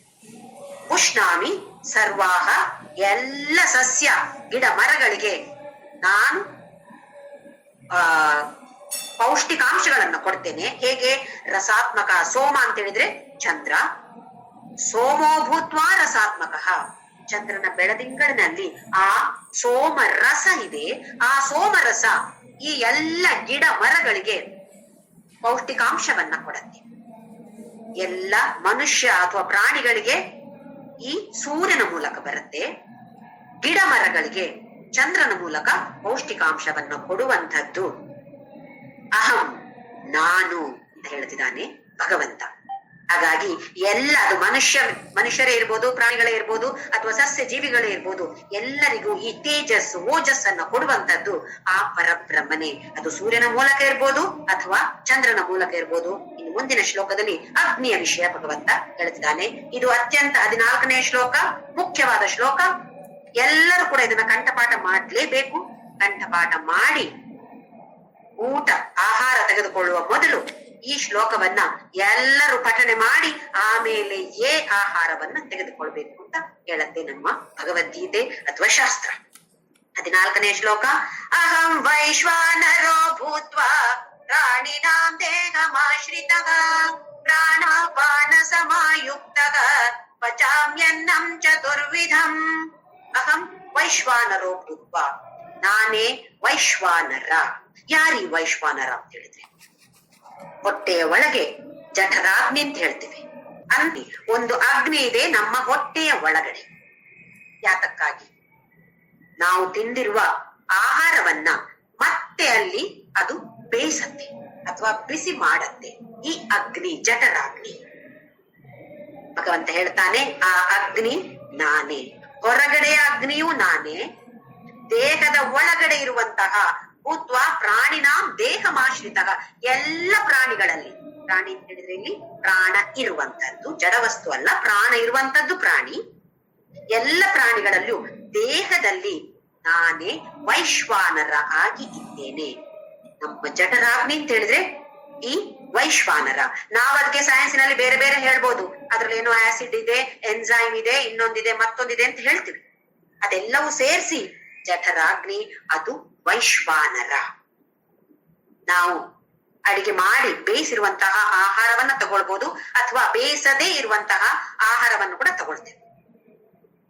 ಒಳಗಡೆ ಇನ್ನೊಂದ್ಸಲ ಭಗವಂತ ಬೇಯಿಸ್ತಾನಂತೆ ಅದನ್ನ ಎಲ್ಲವನ್ನ ಬೇಯಿಸಿ ಆಮೇಲೆ ಇದು ವಿಟಮಿನ್, ಇದು ಮಿನರಲ್, ಇದು ಫ್ಯಾಟ್, ಇದು ಪೌಷ್ಟಿಕಾಂಶ ಅಂತೇಳಿ ಕಾರ್ಬೋಹೈಡ್ರೇಟ್ ಎಲ್ಲ ಬೇರೆ ಬೇರೆ ಮಾಡಿ ಎಲ್ಲವನ್ನ ನಮ್ಮ ದೇಹಕ್ಕೆ ಕಳಿಸಿಕೊಡ್ತಾನೆ. ಎಷ್ಟು ಒಳ್ಳೆ ಒಂದು ಫ್ಯಾಕ್ಟ್ರಿ ಇದೆ ನೋಡಿ ಹೊಟ್ಟೆಯಲ್ಲಿ. ಹೊಟ್ಟೆಯ ಒಳಗಡೆ ಒಂದು ದೊಡ್ಡ ಫ್ಯಾಕ್ಟ್ರಿ ಇದೆ. ಅಲ್ಲಿ ನಾವು ತಿಂದ ಎಲ್ಲ ಆಹಾರ ಬಿಸಿ ಬಿಸಿ ಬಿಸಿ ಬಿಸಿ ಬಿಸಿ ಆಗತ್ತೆ. ಅದರಿಂದ ಎಲ್ಲ ಬೇರೆ ಬೇರೆ ಆಗಿ ನಮ್ಮ ದೇಹಕ್ಕೆ ಸೇರಿಕೊಳ್ಬೇಕು ತಾನೆ. ಅದು ಸೇರಿಕೊಳ್ಳದೆ ಇದ್ರೆ ಮತ್ತೆ ಮಲವಾಗಿ ಹೊರಗಡೆ ಹೋಗ್ಬೇಕು. ತಿಂದದ್ದೆಲ್ಲ ನಮ್ಮ ದೇಹ ಸಿಗತ್ತೆ ಅಂತ ಏನ್ ಗ್ಯಾರಂಟಿ ಏನಿಲ್ಲ. ಯಾವುದನ್ನ ನಾವು ಕರಗಿಸಿಕೊಳ್ತೇವೋ ಅದು ಮಾತ್ರ, ಯಾವುದು ಕರಗೋದಿಲ್ವೋ ಅದು ಮಲವಾಗಿ ಹೊರಗಡೆ ಹೋಗುತ್ತೆ. ಹಾಗೆ ಭಗವಂತ ಇಲ್ಲಿ ಮತ್ತೆ ಅದನ್ನ ಒಳಗಡೆ ಬಿಸಿ ಮಾಡ್ತಾ ಇದ್ದಾನೆ ಅಂತ ಹೇಳಿದ್ರೆ, ಒಂದು ಸ್ಟವ್ ಹೊತ್ತಿಸಿಟ್ಟಿದ್ದೇವೆ ಒಳಗಡೆ. ಯಾವಾಗ ಹಚ್ತೇವೆ ಈ ಸ್ಟವ್ ಅನ್ನ, ಒಲೆಯನ್ನ? ಯಾವಾಗ ನಾವು ಬಾಯಿಗೆ ಹಾಕಕ್ಕೆ ಶುರು ಮಾಡ್ತೇವೋ, ಇಲ್ಲಿಂದ ರಸ ಶುರುವಾಗತ್ತೆ ನೋಡಿ, ಎಂಜಲು ಅಂತ ಹೇಳ್ತೀವಲ್ಲ, ಅದು ಬರ್ಲೇಬೇಕಲ್ಲಿ. ಯಾವಾಗ ಅದು ಶುರು ಆಗತ್ತೋ ಅಲ್ಲಿ ಸ್ಟವ್ ಆಟೋಮ್ಯಾಟಿಕ್ ಆಗಿ ಆನ್ ಆಗತ್ತೆ. ಬೆಂಕಿ ತನ್ನಿಂತಾನಾಗಿ ಆನ್ ಆಗತ್ತೆ. ಅಲ್ಲಿ ಹೋದ ತಕ್ಷಣ ಮತ್ತೆ ಅಲ್ಲಿ ಬೇಯಿಸಕ್ಕೆ ಶುರು ಮಾಡ್ತಾನೆ ಈ ವೈಶ್ವಾನರ. ಈ ಬೆಂಕಿಗೆ ನಾವು ಆಹಾರವನ್ನ ಕೊಡದೇ ಇದ್ರೆ, ಉಪವಾಸ ಮಾಡ್ತಾ ಮಾಡ್ತಾ ಮಾಡ್ತಾ ಬೆಂಕಿಗೆ ಈ ಬೇಕಾದ ಬೆಂಕಿ, ಅದಕ್ಕೇನ್ ಬೇಕು, ಆಹಾರ ಬೇಕು. ಕೊಡದೇ ಇದ್ದಾಗ ಅದೇನ್ ಮಾಡತ್ತೆ, ನಮ್ಮ ಕರುಳನ್ನ ತಿನ್ನಕ್ಕೆ ಶುರು ಮಾಡುತ್ತೆ. ಇದಕ್ಕೆ ಹೆಸರು ಅಲ್ಸರ್. ಬೆಂಕಿಗೆ ಬೇಕು ಆಹಾರ. ಆಹಾರ ಸರಿಯಾದ ಸಮಯದಲ್ಲಿ ನಾವು ಕೊಡದೇ ಇದ್ರೆ ಆ ಬೆಂಕಿ ಏನ್ ಮಾಡತ್ತೆ, ಹೊಟ್ಟೆಯಲ್ಲಿ ಕರುಳಲ್ಲಿ ಏನೇನಿದೆಯೋ ಅದನ್ನೆಲ್ಲ ತಿನ್ನಕ್ಕೆ ಶುರು ಮಾಡತ್ತೆ. ಯಾಕೆ, ಅದಕ್ಕೆ ಹಸಿವಾಗ್ತಾ ಇದೆ. ಇದಕ್ಕೆ ಹೆಸರು ಅಲ್ಸರ್ ಅಂತ. ಇದನ್ನೆಲ್ಲ ನಾವು ತಪ್ಪಿಸ್ಬೇಕು ಅಂತ ಹೇಳಿದ್ರೆ ಸಮಯಕ್ಕೆ ಸರಿಯಾಗಿ ಆಹಾರವನ್ನ ತೆಗೆದುಕೊಳ್ಬೇಕು, ಸರಿಯಾದ ಆಹಾರ. ಈಗ ಅಲ್ಲಿ ತಿನ್ನಕ್ಕೆ ಶುರು ಮಾಡಿದ್ದೇನೆ, ಅಲ್ಲಿ ಒಲೆ ಆನ್ ಆಗಿದೆ, ಬೆಂಕಿ ಆನ್ ಆಗಿದೆ. ನಾವು ಮಧ್ಯೆ ಮಧ್ಯದಲ್ಲಿ ನೀರು ಕುಡಿಬಾರ್ದು ಅಂತ ಹೇಳ್ತಾರೆ. ಯಾಕೆ ಅಂತ ಹೇಳಿದ್ರೆ ನೀರು ಕುಡಿದಾಗ ಈ ಒಲೆ ಏನಾಗತ್ತೆ, ಬೆಂಕಿಗೆ ಗೊತ್ತಿದೆ ನೀರು ಬಿದ್ರೆ ಏನಾಗತ್ತೆ, ಮತ್ತೆ ಆರೋಗುತ್ತೆ, ಮತ್ತೆ ಪುನಃ ಒತ್ತಕ್ಕೆ ಟೈಮ್ ಆಗತ್ತೆ ಅಂತ ಹೇಳಿದ್ರೆ ನಾವು ತಿಂದ ಆಹಾರ ಕರಗಕ್ಕೆ ಸಮಯ ತಗೊಳುತ್ತೆ. ಹಾಗೆಯೇ ಈ ಊಟದ ಕೊನೆಯಲ್ಲಿ ಎಲ್ರು ಐಸ್ ಕ್ರೀಮ್ ತಿನ್ನುವಂತ ಒಂದು ಬುದ್ಧಿ ಇದೆ ನಮಗೆಲ್ಲ.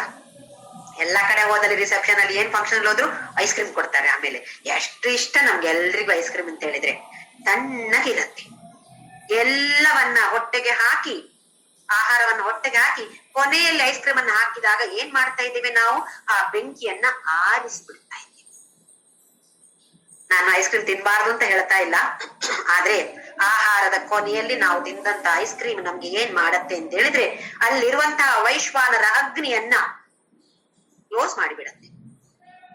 ಆಗ ತಿಂದ ಆಹಾರ ಹೇಗೆ ಕರಗತ್ತೆ, ತಿಂದ ಆಹಾರ ಕರಗಬೇಕು ಅಂತಿದ್ರೆ ಈ ಅಂತರಾಗ್ನಿ, ಜಠರಾಗ್ನಿ, ವೈಶ್ವಾನರ ಅಗ್ನಿ ಕೆಲಸ ಮಾಡ್ಲೇಬೇಕು. ನಾವು ಏನ್ ಮಾಡ್ತಿದ್ವಿ, ಈ ಕೆಲಸ ಮಾಡ್ಬೇಡ ಅಂತ ಹೇಳ್ಬಿಟ್ಟು ಸುಮ್ಮನೆ ತಣ್ಣೀರು ಹಾಕ್ಬಿಡ್ತೇವೆ. ಮತ್ತೆ ಅಯ್ಯೋ ಕರಗಿಲ್ಲ ಕರಗಿಲ್ಲ ಕರಗಿಲ್ಲ, ಆ ಡಾಕ್ಟರ್ ಹತ್ರ ಹೋಗು, ಈ ಡಾಕ್ಟರ್ಗೆ ದುಡ್ಡು ಕೊಡು. ಇದೆಲ್ಲ ನಾವು ಮಾಡುವಂತಹ ತಪ್ಪು, ಅಜ್ಞಾನದಿಂದಾಗಿರುವಂತಹ ತಪ್ಪುಗಳಿದೆಲ್ಲ.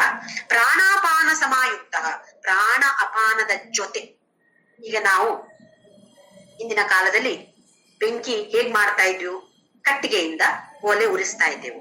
ಆಗ ಗಾಳಿ ಹಾಕ್ಬೇಕಾಗಿತ್ತಲ್ಲ, ಯಾಕೆ, ಬೆಂಕಿ ಸರಿಯಾಗಿ ಉರಿಬೇಕು ಅಂತಾದ್ರೆ ಫೂ ಫೂ ಅಂತ ಗಾಳಿ ಹಾಕ್ತಾ ಇದ್ದೆವು. ಹಾಗೆಯೇ ಈ ಗಾಳಿ ಬೇಕು, ಈ ಬೆಂಕಿಗೆ ಕೂಡ ಗಾಳಿ ಬೇಕಂತೆ.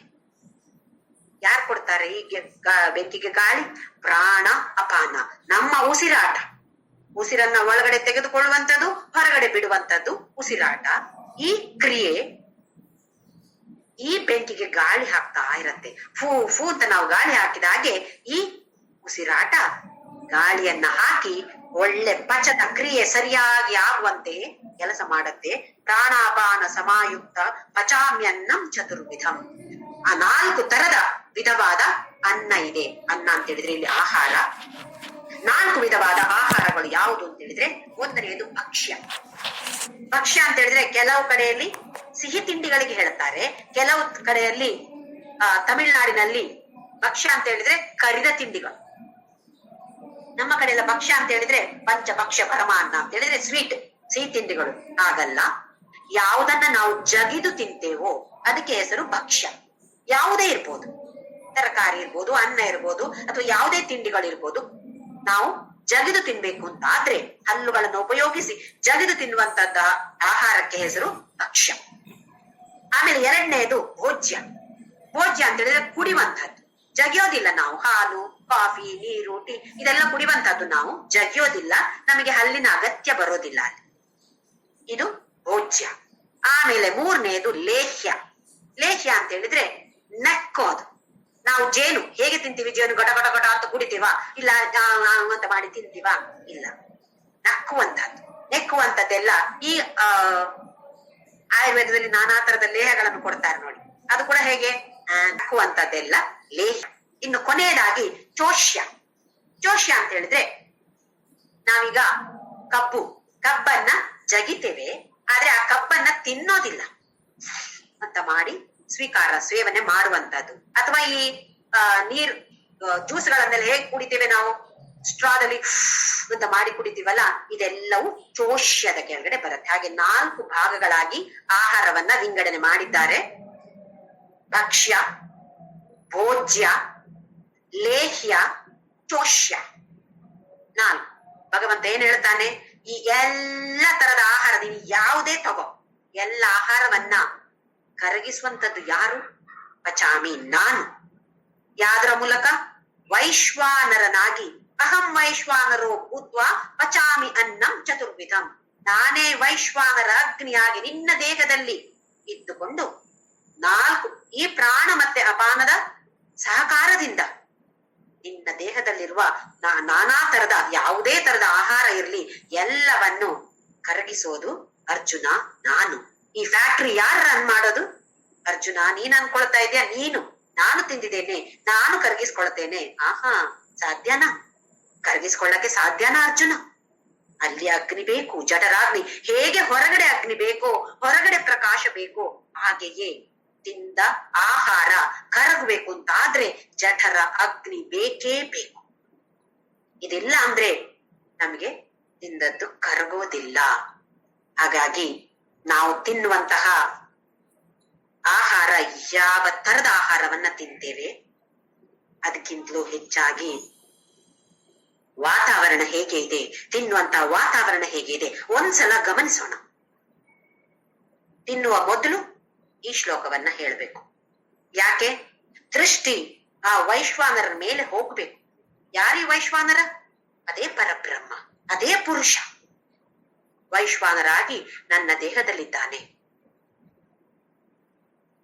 ನಾವು ಕೆಲವರನ್ನ ಗಮನಿಸ್ತೇವೆ, ಊಟ ಮಾಡುವಾಗ ಪ್ರಾಣಾಯ ಸ್ವಾಹ, ಅಪಾನಾಯ ಸ್ವಾಹ ಅಂತೇಳಿ ಸ್ವಲ್ಪ ಸ್ವಲ್ಪವಾಗಿ ಒಂದೊಂದು ಅನ್ನವನ್ನ ತಿಂತಾ ಹೋಗ್ತಾರೆ.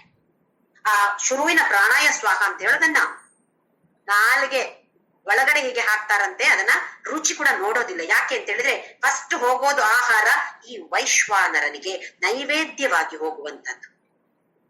ಆಮೇಲೆ ಇವ್ರಿಗೆಲ್ಲ, ಆಮೇಲೆ ನಾವು ನಮ್ಮ ಟೇಸ್ಟ್ ರುಚಿಯನ್ನ ನೋಡುವಂತದ್ದು. ಮೊದಲನೇದಾಗಿ ಈ ಶ್ಲೋಕವನ್ನ ಹೇಳಬೇಕು. ಆಮೇಲೆ ಟಿವಿ ಆನ್ ಆಗಿರುತ್ತೆ, ನ್ಯೂಸ್ ನೋಡ್ತಾ ಇರ್ತೇವೆ, ಇಲ್ಲ ಯಾವುದೋ ಸೀರಿಯಲ್ ನೋಡ್ಕೊಂಡು ಊಟ ಮಾಡ್ತಾ ಇರ್ತೇವೆ. ಮನಸ್ಸೆಲ್ಲಿದೆ? ಮನಸ್ಸೆಲ್ಲ ಆ ಟಿವಿ ಮೇಲೆ ಏನ್ ನಡೀತಾ ಇದೆಯೋ ಗಮನ ಎಲ್ಲ ಅಲ್ಲಿದೆ. ಏನ್ ಊಟ ಮಾಡ್ತೇವೋ ಗೊತ್ತಿಲ್ಲ. ಮಕ್ಕಳಿಗೆ ಕೂಡ ನೋಡಿ, ಇವಾಗಿನ ಮಕ್ಕಳಿಗೆ ಈಗೊಂದು ಅಭ್ಯಾಸ ಆಗ್ತಾ ಇದೆ. ಸರಿಯಾಗಿ ಊಟ ಮಾಡ್ಬೇಕು ಅಂತ ಇದ್ರೆ ಕಾರ್ಟೂನ್ ಏನೋ ತೋರಿಸ್ಬೇಕು. ಕಾರ್ಟೂನ್ ಆದ್ರೂ ನೋಡಿದ್ರು ಪರವಾಗಿಲ್ಲ. ಯಾಕೆ ಅಂತ ಹೇಳಿದ್ರೆ ಸ್ವಲ್ಪ ಉತ್ತಮವಾದ ಸನ್ನಿವೇಶಗಳಿರತ್ತೆ ಅದ್ರಲ್ಲಿ. ನಮ್ಮಂತ ದೊಡ್ಡವರೇ ಕೆಟ್ಟವ್ರು ಇದ್ರಲ್ಲಿ. ನಾವೇನ್ ನೋಡ್ತೀವಿ? ಯಾವುದೋ ಸೀರಿಯಲ್, ಏನ್ ಅದ್ರಲ್ಲಿ ಕಲ್ತ್ಕೊಳ್ಳೋದು ಏನು ಇಲ್ಲ, ಅತ್ತೆ ಸೊಸೆಯರ ಜಗಳ. ಇದು ನೋಡಿ ನಾವು ಸಂತೋಷ ಪಡುವಂಥದ್ದು. ನಮ್ಮ ಮನೆಯಲ್ಲೂ ನಡೆಯುತ್ತೆ ಇದು. ಅವರ ಮನೆಯಲ್ಲಿ ಏನ್ ನೋಡೋದು ನಾವು? ಇದನ್ನ ನೋಡ್ಕೊಂಡು ಆ ತರದ ಭಾವನೆಗಳನ್ನ ಬೆಳೆಸಿಕೊಂಡು, ಇಲ್ಲ ನ್ಯೂಸ್ ನೋಡ್ತಾ ಇರ್ತೀವಿ, ಯಾರೋ ಅಲ್ಲಿ ರೇಪ್ ಮಾಡಿದ್ರು, ಅಲ್ಲಿ ಆಕ್ಸಿಡೆಂಟ್ ಆಯ್ತು, ಯಾವುದೋ ದುಃಖಕರವಾದ ಸನ್ನಿವೇಶಗಳನ್ನ ನೋಡಿ ನೋಡಿ ನೋಡಿ ಊಟ ಮಾಡ್ತಾ ಇರ್ತೇವೆ. ಈ ಭಾವನೆಗಳನ್ನ ನಾವು ತೆಗೆದುಕೊಂಡು ಊಟ ಮಾಡಿದಾಗ ರೋಗ ಬರದೇ ಇರತ್ತಾ ನಮಗೆ? ರೋಗ ಬಾರದೇ ಇರ್ಬೇಕು ಅಂತ ಹೇಳಿದ್ರೆ ಒಳ್ಳೆ ಉತ್ತಮವಾದ ಆಹಾರವನ್ನು ತೆಗೆದುಕೊಳ್ಬೇಕು. ತೆಗೆದುಕೊಳ್ಳುವಾಗ ಯಾವ ತರದ ವಾತಾವರಣ ಇದೆಯೋ ಇದರ ಬಗ್ಗೆಯೂ ನಾವೆಲ್ಲರೂ ಗಮನ ಹರಿಸ್ಲೇಬೇಕು. ಯಾರನ್ನೋ ಬೈಕೊಂಡು ಊಟ ಮಾಡೋದು, ಅವ್ರ ಬಗ್ಗೆ ಬೈಯೋದು. ಏನಾಗ್ತಾ ಇದೆ? ಆಹಾರ ಉತ್ತಮವಾದ ಆಹಾರ ಇರ್ಬೋದು, ಆದ್ರೆ ಮನಸ್ಸಿನ ಭಾವನೆ ಹೇಗಿದೆ? ಇದು ಕೂಡ ಆಹಾರವಾಗಿ ಹೋಗ್ತಾ ಇದೆ, ಜೊತೆಯಲ್ಲಿಯೂ ಹೋಗ್ತಾ ಇದೆ. ನಮ್ಮ ಮುಂದಿನ ಜನ್ಮದಲ್ಲಿಯೂ ನಾವು ಇದೇ ಭಾವನೆಗಳನ್ನ ತೆಗೆದುಕೊಂಡು ಮುಂದಕ್ಕೆ ಹೋಗ್ತಾ ಇದ್ದೇವೆ. ಹಾಗಾಗಿ ಈ ಜನ್ಮದಲ್ಲಿಯೂ ಇದು ಉಪಯೋಗ, ಮುಂದಿನ ಜನ್ಮಕ್ಕೂ ಉಪಯೋಗವಾಗುವಂತದ್ದು ಅಂತ ಆದ್ರೆ ನಾವು ಎಷ್ಟು ಪ್ರಾಮುಖ್ಯತೆ ಇದಕ್ಕೆ ಕೊಡ್ಬೇಕು, ಕೊಡ್ತಾ ಇದ್ದೀವಾ? ಇದು ದೊಡ್ಡ ಪ್ರಶ್ನೆ ನಮಗೆ. ಇದಕ್ಕೆ ನಾವು ಪ್ರಾಮುಖ್ಯತೆಯನ್ನ ಕೊಡ್ತಾ ಇದ್ದೀವಾ? ಈಗ ನೋಡಿ ನೋಡಿ ಉತ್ತಮವಾದ ಆಹಾರ ತಗೊಳ್ಬೇಕು ಅಂತ ಗೊತ್ತಾಗಿದೆ, ಅದರಲ್ಲಿ ವಿಟಮಿನ್ ಇರ್ಬೇಕು ಅಂತ ಡಾಕ್ಟರ್ ಹೇಳ್ತಾರೆ, ಇದು ಮಾಡ್ಬೇಕು, ಇದು ತಗೊಳ್ಬೇಡಿ, ನೋಡಿ ನೋಡಿ ತಗೊಳ್ಳೋದನ್ನ ಅಭ್ಯಾಸ ಮಾಡ್ಕೊಳ್ತಾ ಇದ್ದೇವೆ. ಅದರ ಜೊತೆ ಈ ಶ್ಲೋಕವನ್ನ ಹೇಳಿಕೊಳ್ಬೇಕು. ಉತ್ತಮವಾದ ವಾತಾವರಣವನ್ನ ಸೃಷ್ಟಿ ಮಾಡುವಂತದ್ದು ನಮ್ಮಂತಹ ಗೃಹಿಣಿಯರ ಕೈಯಲ್ಲಿದೆ. ಅವರ ಬಗ್ಗೆ ಇವ್ರ ಬಗ್ಗೆ ಮಾತಾಡ್ತಾ ಇದ್ರೆ ದಯವಿಟ್ಟು ಈಗ ಮಾತಾಡಬೇಡಿ. ಅದಕ್ಕೆ ಕೆಲವರು ಮಾತೇ ಆಡೋದಿಲ್ಲ, ಮೌನವಾಗಿ ಊಟ ಮಾಡ್ತಾರೆ. ಅದೊಂದು ವ್ರತ. ಆದಷ್ಟು ಮೌನವಾಗಿರ್ಬೇಕು ಅಂತ ಇಲ್ಲ, ಆದ್ರೆ ಬೇರೆಯವರ ಬಗ್ಗೆ ಅಥವಾ ಕೆಟ್ಟವಾದ ವಿಚಾರಗಳನ್ನ ಊಟದ ಮಧ್ಯದಲ್ಲಿ ದಯವಿಟ್ಟು ನಾವ್ ಯಾರು ಮಾತನಾಡೋದು ಬೇಡ. ಕೆಲವೊಂದು ಮನೆಗಳಲ್ಲಿ ಹಿರಿಯೋರು ಇರ್ತಾರೆ, ಹಿರಿಯೋರು ಆತರ ಮಾತಾಡ್ತಾ ಇರ್ತಾರೆ, ಕೆಟ್ಟದಾಗಿ ಮಾತಾಡ್ತಾ ಇರ್ಬೋದು. ಅವರಿಗೆ ಒಂದ್ಸಲ ಹೇಳಿ ನೋಡೋಣ, ದಯವಿಟ್ಟು ಈ ತರ ಮಾತಾಡ್ಬೇಡಿ ಅಂತ ಹೇಳಿ. ಇಲ್ಲ ಅವ್ರು ಕೇಳಲ್ಲ ಅಂತಂದ್ರೆ ಬಿಟ್ಟು ಬಿಡ್ಬೇಕಾಗಿದೆ. ಯಾಕೆ ಅಂತ ಹೇಳಿದ್ರೆ ಹಿರಿಯವರಿಗೆ ಹೇಳಿದ್ರೆ ಅವರು ಸರಿಯಾಗಿ ಅದನ್ನ ಸ್ವೀಕಾರ ಮಾಡದೇ ಇರ್ಬೋದು, ಅಥವಾ ಇನ್ನೂ ದುಃಖಕರವಾದ ಸನ್ನಿವೇಶ ಅದರಿಂದಾಗಿ ಸೃಷ್ಟಿಯಾಗ್ಬೋದು. ಅದರಿಂದಾಗಿ ಹಿರಿಯವರು ಯಾರು ಮಾತಾಡ್ತಾ ಇದ್ದಾರೆ ಅಂತ ಆದ್ರೆ ನಾವು ಅದಕ್ಕೆ ಹೆಚ್ಚು ಗಮನ ಕೊಡೋದು ಬೇಡ. ನಮ್ಮ ಮನಸ್ಸಲ್ಲಿ ರಾಮ ರಾಮ ರಾಮ ರಾಮ ರಾಮ ರಾಮ ಹೇಳ್ತಾ ಹೇಳ್ತಾ ಹೇಳ್ತಾ ಊಟವನ್ನ ನಾವಂತೂ ಆಹಾರವನ್ನ ಸ್ವೀಕಾರ ಮಾಡೋಣ. ಹಾಗಾಗಿ ದಯವಿಟ್ಟು ಎಲ್ಲರೂ ಕೂಡ ಈ ಒಂದು ಶ್ಲೋಕವನ್ನ ಕಂಠಪಾಠ ಮಾಡಿ ಊಟ ಮಾಡೋ ಮೊದಲು ಅಟ್ಲೀಸ್ಟ್ ದಿನದಲ್ಲಿ ಒಂದು ಸಲ, ಕನಿಷ್ಠ ಪಕ್ಷ ಒಂದು ಸಲ, ಪ್ರತಿ ಸಲ ಆಹಾರ ತಗೊಳ್ಳುವಾಗ ಹೇಳಿದ್ರೆ ಅತಿ ಉತ್ತಮ. ಇಲ್ಲ ಅಂತ ಆದ್ರೆ ಒಂದು ಸಲ, ಬೆಳಿಗ್ಗೆ ತಿಂಡಿಯ ಮೊದಲು ಇರ್ಬೋದು, ಅಥವಾ ಬೆಳಿಗ್ಗೆ ನೀರು ಕುಡಿಯೋರಿದ್ರೆ ನೀರು ಕುಡಿಯೋ ಮೊದಲು ಇರ್ಬೋದು, ಅಥವಾ ಊಟದ ಮೊದಲು, ಯಾವುದೇ ಒಂದು ಆಹಾರ ತೆಗೆದುಕೊಳ್ಳುವ ಮೊದಲು ಈ ಶ್ಲೋಕವನ್ನ ದೊಡ್ಡದಾಗಿ ಹೇಳ್ಬೇಕು ಅಂತ ಇಲ್ಲ, ಯಾರಿಗೂ ಗೊತ್ತಾಗ್ಬೇಕಾದ ಅವಶ್ಯಕತೆ ಇಲ್ಲ. ನಮ್ಮ ಮನಸ್ಸಿನಲ್ಲಿ ನಾವು ಅದನ್ನ ಹೇಳಿಕೊಂಡು ಒಂದು ಪವಿತ್ರ ಭಾವನೆಯಿಂದ, ಯಾಕೆಂತ ಹೇಳಿದ್ರೆ 4ನೇ ಅಧ್ಯಾಯದಲ್ಲಿ ನಾವು ನೋಡಿದೆವು, ಇದೆಲ್ಲ ಒಂದು ಯಜ್ಞ. ನಮ್ಮ ಸನಾತನ ಧರ್ಮ ಈ ನಮ್ಮ ನಿತ್ಯ ಕ್ರಿಯೆವಾದ ಈ ಊಟ ಮಾಡುವುದನ್ನು ಕೂಡ ಪವಿತ್ರವಾಗಿ ಪರಿಗಣಿಸಿದೆ. ನಾವು ಕೂಡ ಇದನ್ನೊಂದು ಯಜ್ಞ ಅಂತ ಹೇಳುವ ಭಾವನೆಯಿಂದ ಸ್ವೀಕಾರ ಮಾಡಿಕೊಳ್ಳುವ ಪ್ರಯತ್ನವನ್ನ ಖಂಡಿತವಾಗಿಯೂ ನಾವೆಲ್ಲರೂ ಸೇರಿ ಮಾಡೋಣ. ಊಟ ಮಾಡ್ತಾ ಮಾಡ್ತಾ ಮಾಡ್ತಾ ಆದಷ್ಟು ಮನಸ್ಸಿನಲ್ಲಿ ರಾಮ ರಾಮ ರಾಮ ರಾಮ, ಅಥವಾ ಯಾವುದೇ ಇರ್ಲಿ, ಯಾವುದೇ ಒಂದು ಮಂತ್ರ ಇರ್ಲಿ ಅಥವಾ ಶ್ಲೋಕಗಳಿರ್ಲಿ ಅಥವಾ ಉತ್ತಮವಾದ ಭಾವನೆಗಳಿಂದ ಆಹಾರವನ್ನ ದಯವಿಟ್ಟು ಎಲ್ಲರೂ ಸ್ವೀಕಾರ ಮಾಡೋಣ. ನಾಮಸ್ಮರಣೆ ನಮ್ಮ ಬಾಯಲ್ಲಿ ನಿತ್ಯವಾಗಿರ್ಲಿ. ಖಂಡಿತವಾಗಿಯೂ ಇದಕ್ಕೆ ಯಾವ ಬ್ರೇಕ್ ಬರ್ಲೇಬಾರ್ದು, ಯಾವ ತರದ ಬ್ರೇಕ್ ಕೂಡ ಈ ನಾಮಸ್ಮರಣೆಗೆ ಬರ್ಲೇಬಾರ್ದು. ಈ ತರದ ಒಂದು ನಿರ್ಧಾರವನ್ನ ನಾವೆಲ್ಲರೂ ಸೇರಿ ಮಾಡಿ ನಾಮಸ್ಮರಣೆಯನ್ನ ಖಂಡಿತವಾಗಿಯೂ ಮಾಡ್ತಾ ಇರೋಣ. ಓಂ ಶ್ರೀ